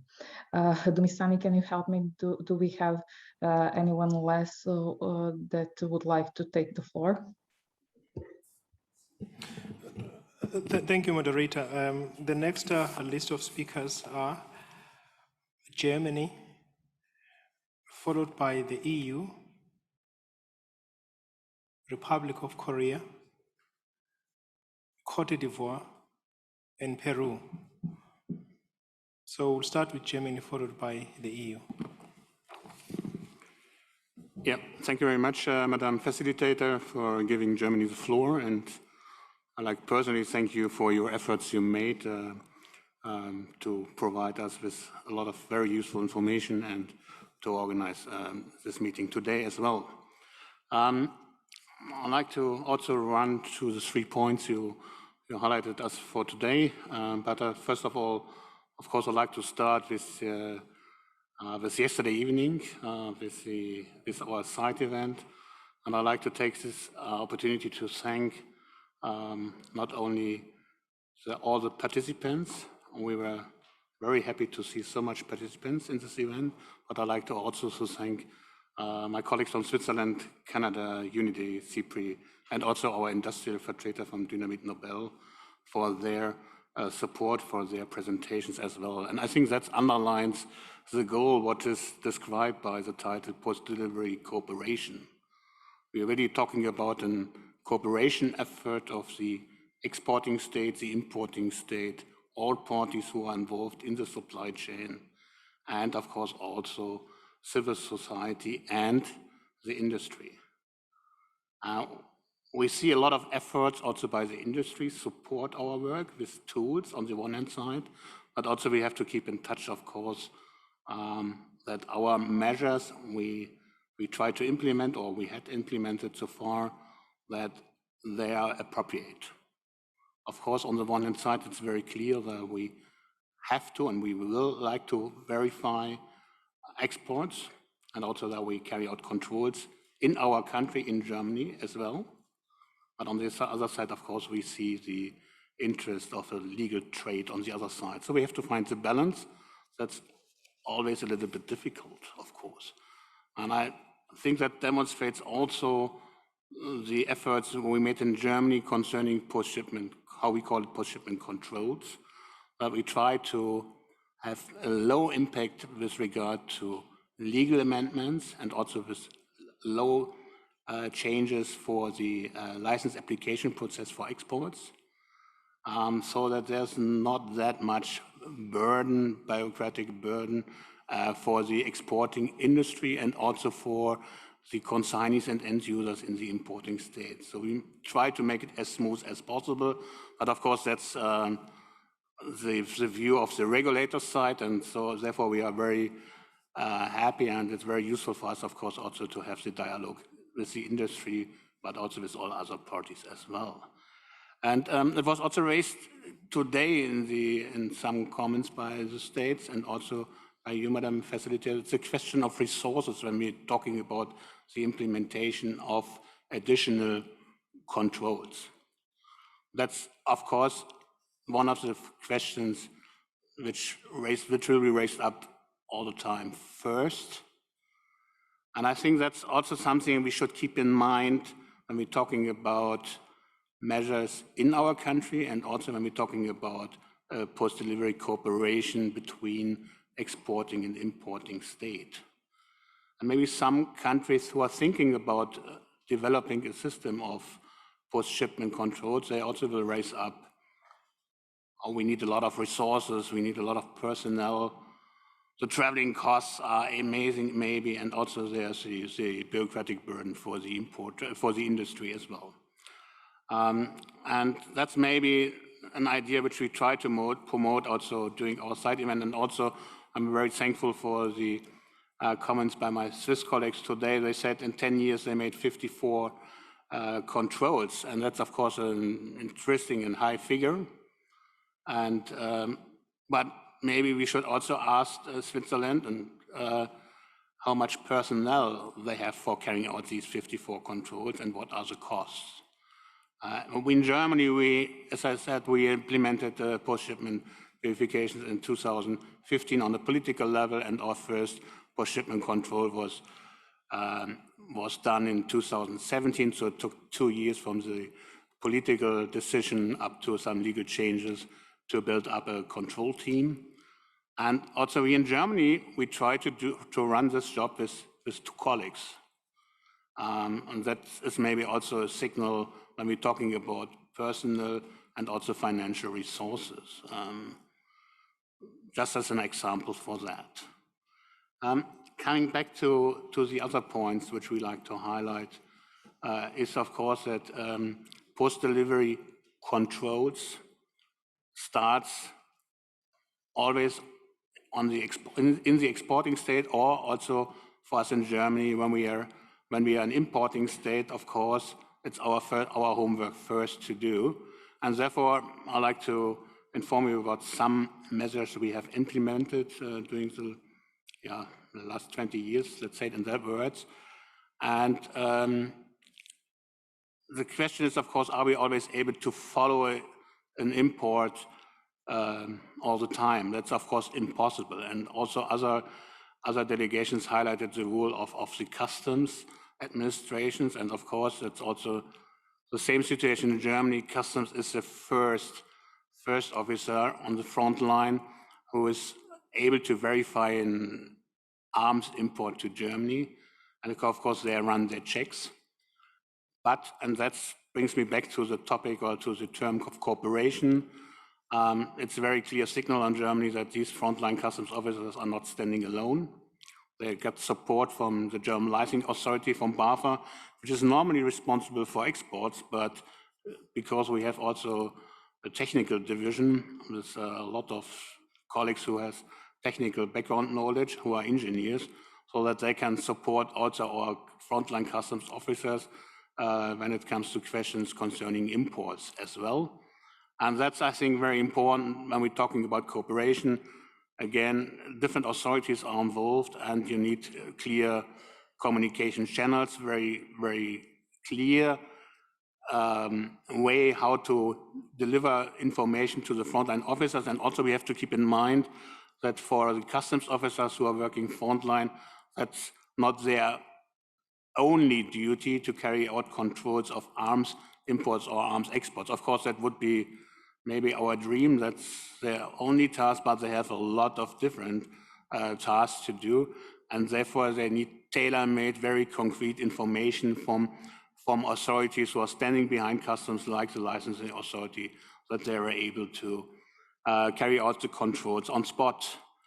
And a further instrument which we implemented in Germany is our so-called foreign trade audits. So this is more a paper check on the promises of the German exporter, also on the German importers. And it's only also done by customs in Germany, but in cooperation with the licensing authority. So that gives us also a possibility to carry out controls on the ground and to see documents on the one hand side, and when we're talking about import cases, also to see the weapons itself in a physical way. So that's also an instrument maybe we should think about it, or we should discuss further on.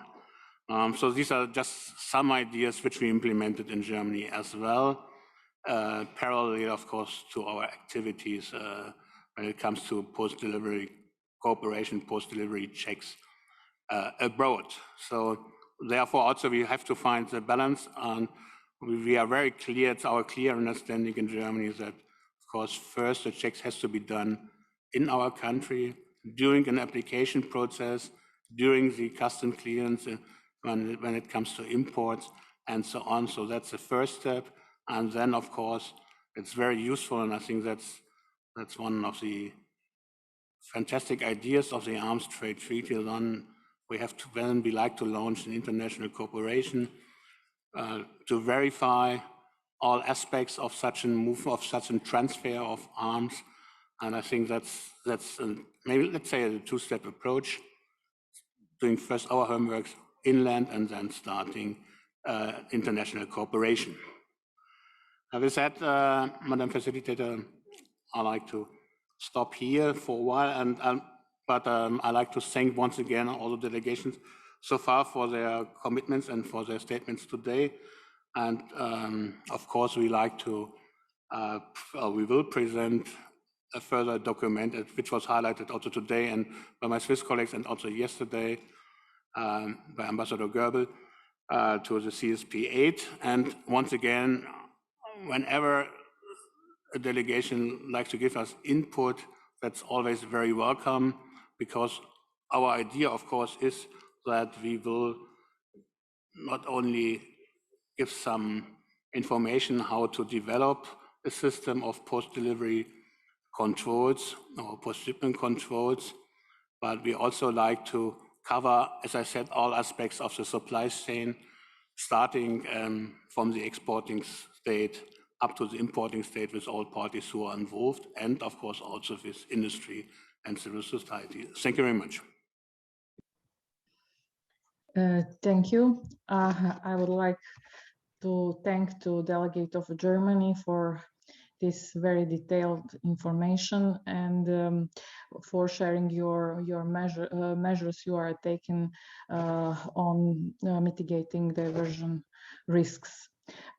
It is very important to hear different kind of approaches from different sides, and I think sharing experience, especially on this stage, is very important when we are talking about post-delivery cooperation.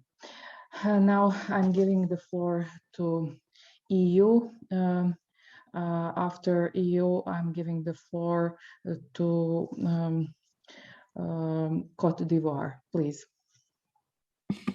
Thank you, Madam Facilitator, and let me at the outset thank you, Mrs. Petrovic, for your excellent work on the implementation of this important article of the treaty that deals with diversion. I would like, on behalf of the EU, just to highlight two messages, general messages. The first one is that indeed, as many already have stated, it is not up to exporting states alone to ensure that we prevent the diversion of military equipment and technology. So indeed, the collaboration between exporting and importing states and authorities, relevant authorities, is key to prevent diversion from happening. This can be done in various ways, including through the tool of post-shipment controls that has been discussed by many already today. Secondly, we are very much forward to the launch of a new additional tool, which for the first time in history will come together in August of this year during the Conference of State Parties, the 8th Conference of State Parties. of the ATT, which is the Diversion Information Exchange Forum. And we have high hopes that that particular tool can contribute tremendously to the prevention of diversion. We have full confidence in the chair of the Diversion Information Exchange Forum, and we are sure that he will be able to maintain the desired level of confidentiality while at the same time ensuring that the relevant information is being shared amongst key players. Thank you, Madam Facilitator. Thank you for your intervention. Now I'm giving the floor to Côte d'Ivoire, please. Merci, Madame la modératrice, de me passer la parole. Je voudrais, à la suite de mes prédécesseurs, essayer de partager l'expérience de la Côte d'Ivoire pour ce qui est de bonnes pratiques pour la mitigation des risques de détournement et la bonne gestion des armes.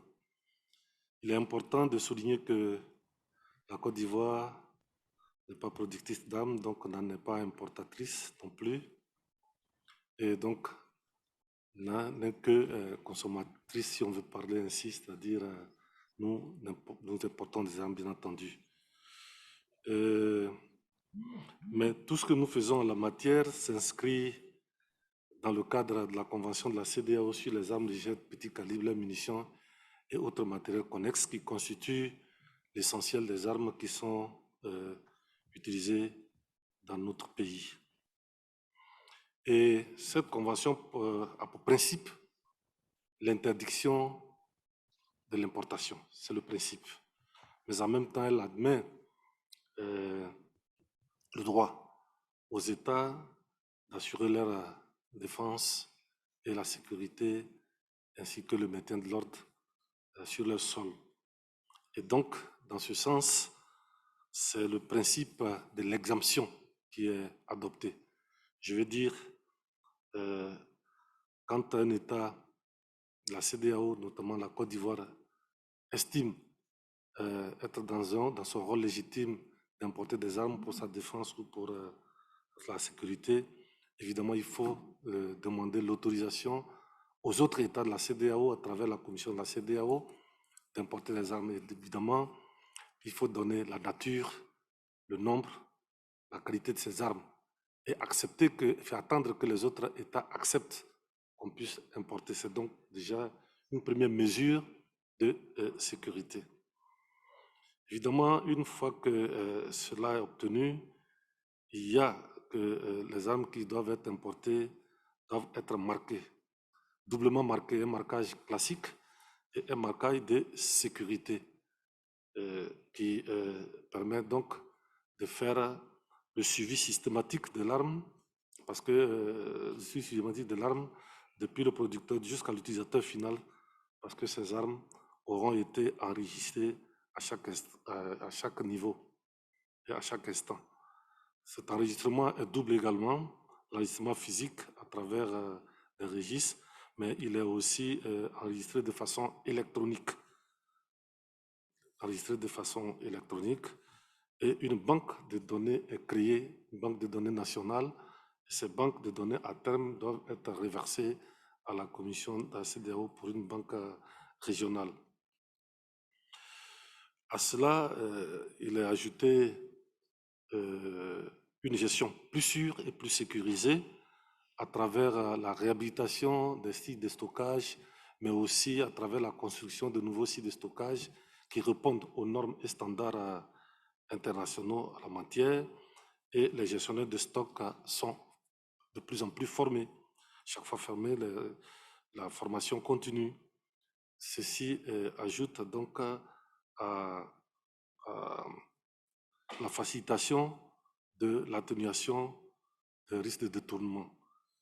Évidemment, il est demandé, il est recommandé, et c'est la pratique, une destruction des armes obsolètes ou bien qui sont un excédent d'armes, des armes qui ont été collectées, des armes qui n'ont pas été marquées. Tout cela reversés à la destruction pour éviter un risque de détournement par des circuits parallèles ou bien des circuits illégaux. Évidemment, les armes saisies aussi à l'occasion des procédures judiciaires sont concernées par cette destruction.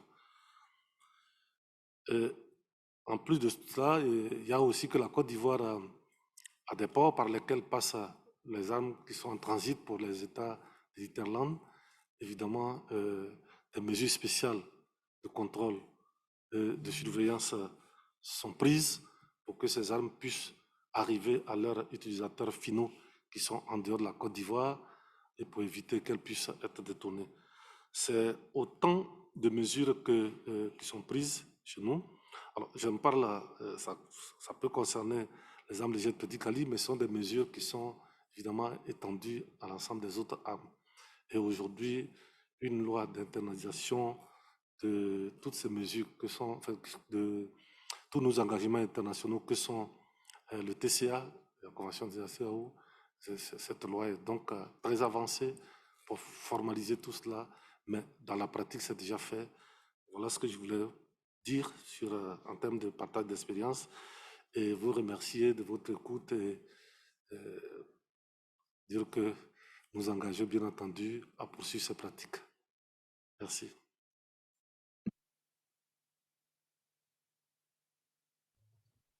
Thank you for your intervention. Now I'm giving the floor to the delegation of the Republic of Korea, please.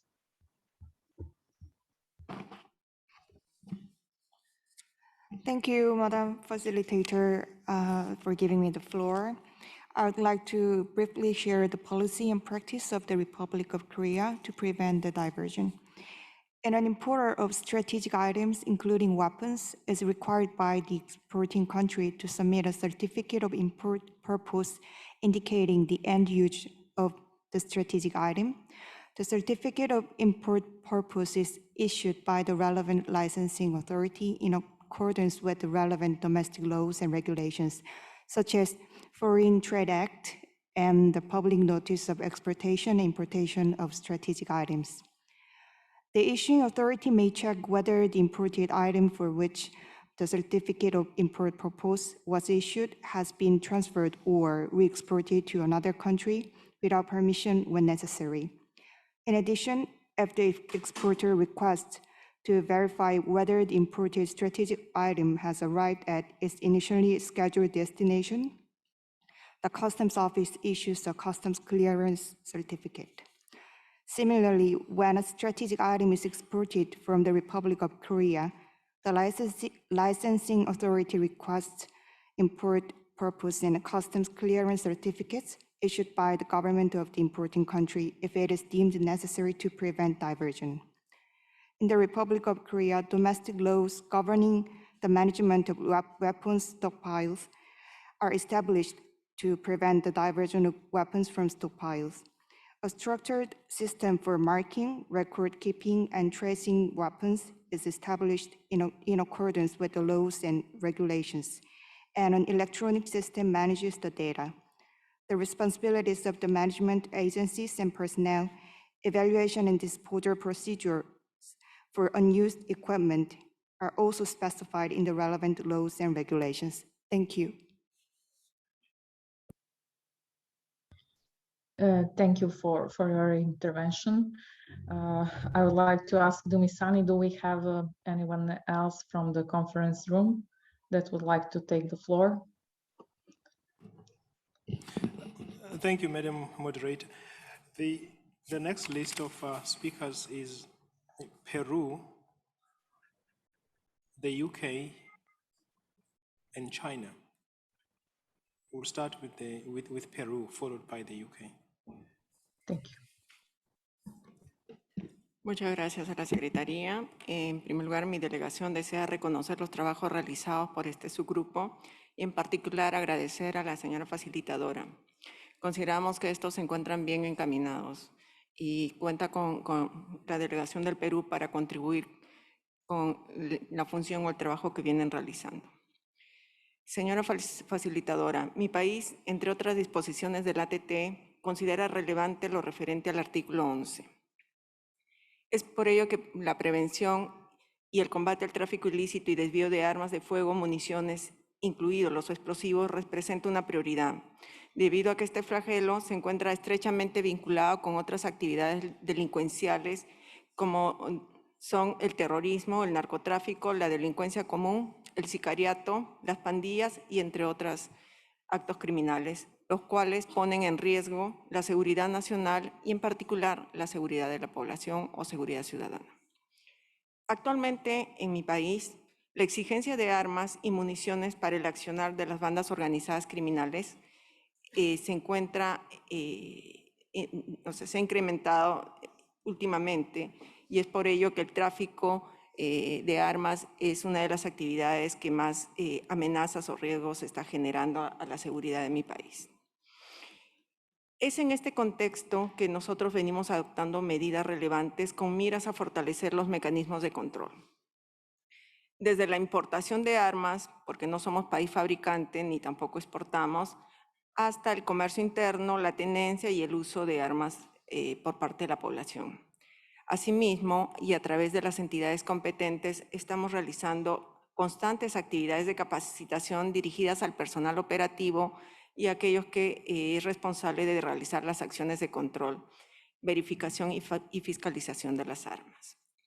Del mismo modo, consideramos relevante la cooperación. En primer lugar, la cooperación entre estados, en particular con los estados fronterizos, los cuales podrían ser utilizados como países de paso de tránsito de armas legales.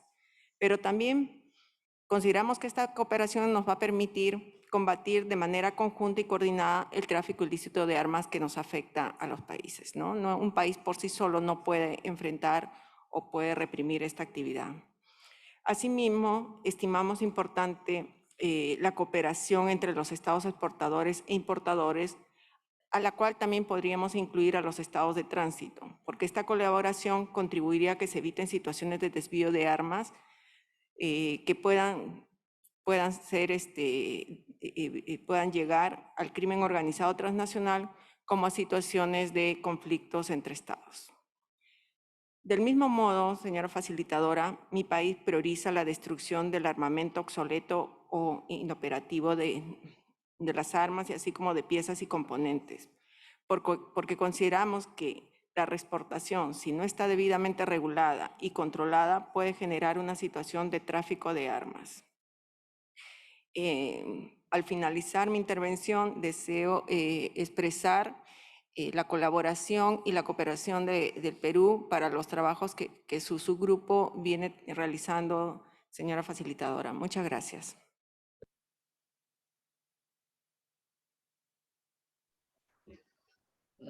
I would like to thank the delegate from Peru. Now I'm giving the floor to delegation of United Kingdom. Please.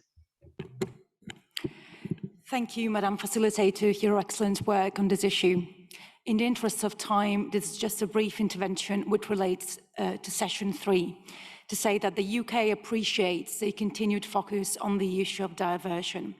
We believe that this is an important area for coordination. We consider the risk of diversion very carefully in our export licensing process, assessing information from a wide variety of sources. We see the Diversion Information Exchange Forum as having the potential to play an important role here, and we look forward to its first meeting in August during CSP8. Moreover, the UK welcomes the role that the private sector and civil society already plays in preventing diversion. As an example, the UK uses civil society's research on illicit supply chains to inform our robust assessments about the risk of diversion. We believe that the private sector and civil society have an important role in informing guidance and ideas for the prevention of diversion. I thank you. Thank you for your intervention and your review of importance of private sector and civil society in order to prevent diversion in this stage.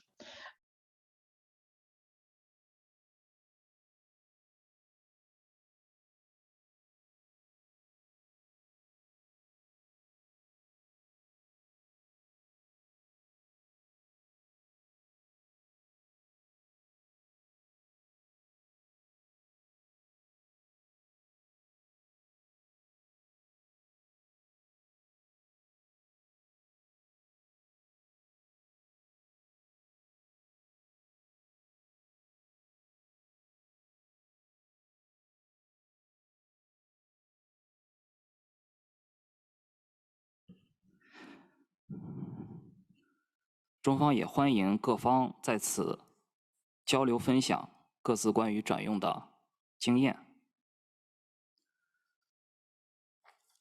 在此，我也想代表中方介绍一下中国的政策和实践。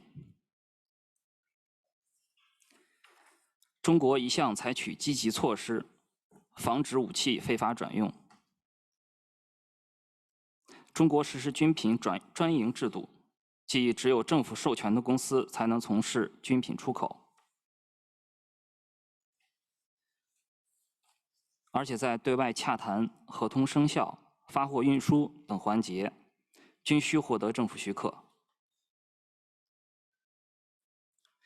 中国只与主权国家开展常规军品贸易，从不向非国家行为体出售武器。中国明确要求接受国政府提供最终用户和最终用途证明，承诺未经中国政府许可，不向第三方转让从中国进口的武器。我们相信这些政策和实践有利于降低中国出口武器的转用风险。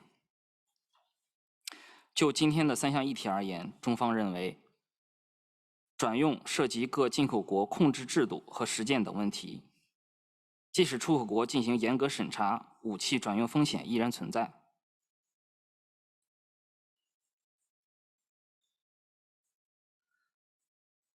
在此方面，进口国呢应当履行承诺，采取有效措施，防止非法转用。中方也支持各国加强信息交流与执法合作，共同妥善应对。最后，我想说，中方也愿意同各方进一步加强交流与合作，共同为解决武器非法转用问题贡献力量。谢谢协调员女士。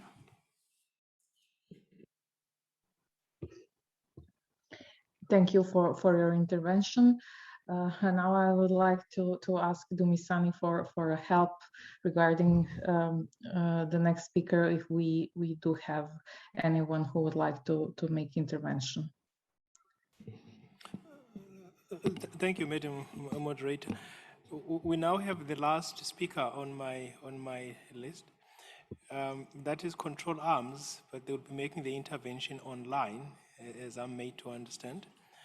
But other than that, I don't have any other request in the room as well as online. So this is the last speaker that I have. So Control Arms on the list, on the online, please.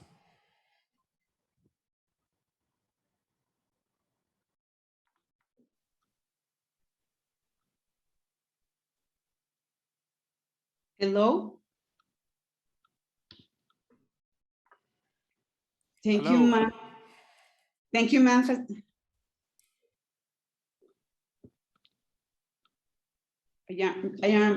Thank you, ma'am, facilitator. I am requesting for the screen.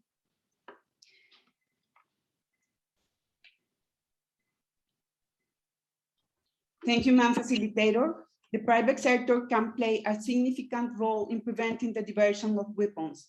A prerequisite for this is that governments take steps to ensure that private sector actors that are involved in the international arms trade are aware of the laws and regulations that this may adhere to. Arms manufacturing industry, freight forwarders, financial institutions, and insurance companies should gather information on suspicious actors and activities of concern and share this with governments, authorities, and among industry associations.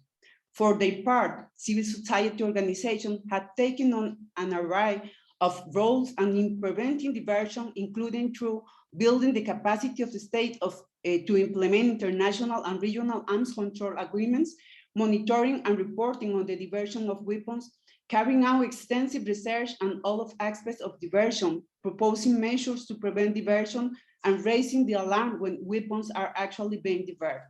For example, in 2021, the Italian Peace and Disarmament Network for the Permanent Observatory on Light Weapons and Security and Defense Policies, and the association Weapon Watch reported and so the clarity from the government of Italy on the diversion of munitions to Senegal. Control arms members in Latin America have reported on troubled trends in armed violence. For example, in 2022, Instituto Sou da Paz in Brazil examined and report on the connection between legal and illegal arms markets and its impact on diversion in Sao Paulo. Civil society continues to explore how to improve the research and monitoring on the international arms trade in diversion of weapons. In moving forward, Control Arms urge states to draw on a broader range of inputs, including those which are directly critical of states. Thank you very much. Thank you for your intervention. Dumisani, do we have anyone else who would like to take the floor, or? Well, I confirm, Madam Chair, that there is no further request for the floor, both in the room as well as on the chat function. So we have exhausted the list of speakers. Okay. I think that we have around 30 minutes more, but if there is no one who would like to take the floor at the moment, I suggest to conclude the discussion.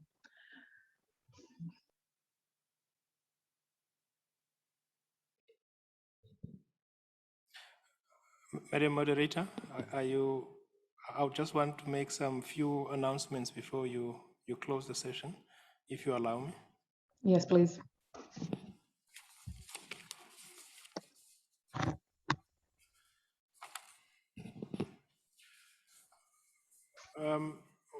I have a few announcements to make at this hour.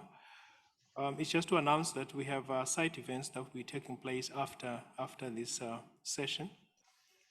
We've got two of them. The first one is a site event running under this title, How to Prevent Diversion of Illicit Small Arms and Light Weapons in Conflict and Post-Conflict Scenarios, exploring lessons learned and recommendations from the Balkans, Central Africa, and Central America. So this site event is organized by the Permanent Mission of Sweden, jointly with IM Swedish Development Partner, as well as IANSA. I must therefore stress that this site event is taking place in a hybrid format, basically meaning you will be able to go to room B in this building and be able to participate in this site event, and others will be able to participate in the same event online. So it's a hybrid site event taking place in room B from 4:15, 4:15. The second site event is going under the title Preventing and Mitigating the Risk of Arms Diversion in Africa. It is organized by the European External Action Service, as well as Safer World. It takes place virtually. It's not hybrid, it's just virtual, it's online. And it takes place from 4:15. The links for these site events are available on the ATT website. So if you require the relevant links, so you can use the ATT website. Well, the second announcement then will be about the uploading of statements. Those participants and delegates who would want their statements that they have made here to be published on the ATT website can forward those statements to the ATT Secretariat, and will publish them on the ATT website accordingly. And thirdly, again, is a plea to facilitate interpretation here. We request delegates, those who will be making longer interventions, to submit their statements in advance of the delivery of those statements, so that the interpreters can have them ahead of time, and then they can prepare accordingly. And the next one is about the video recordings. I stated yesterday that there will be video recordings of all the sessions, And I confirm now that the video recordings of the session of yesterday is available on the ATT website.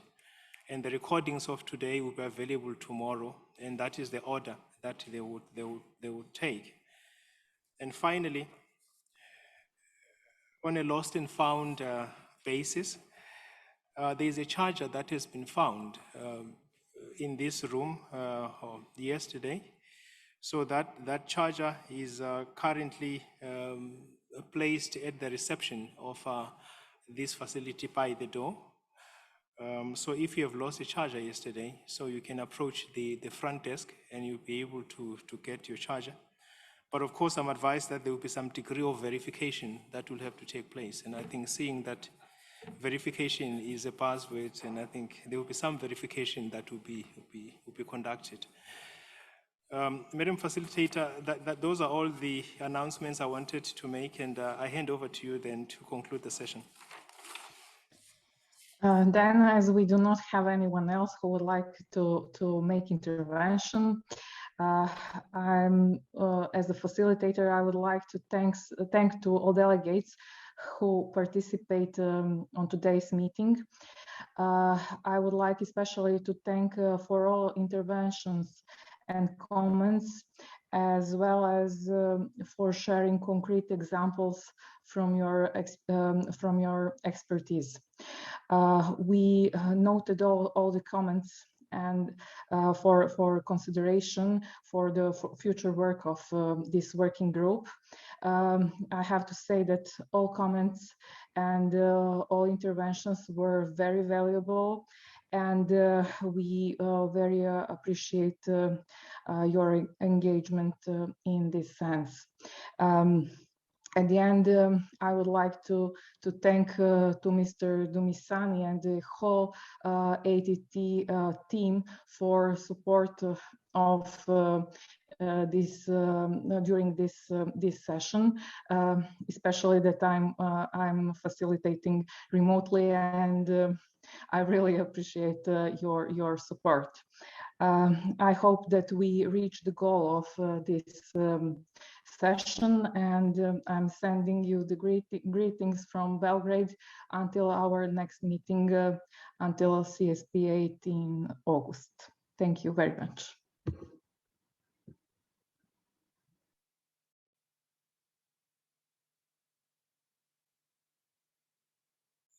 This session is adjourned then. Thank you so much.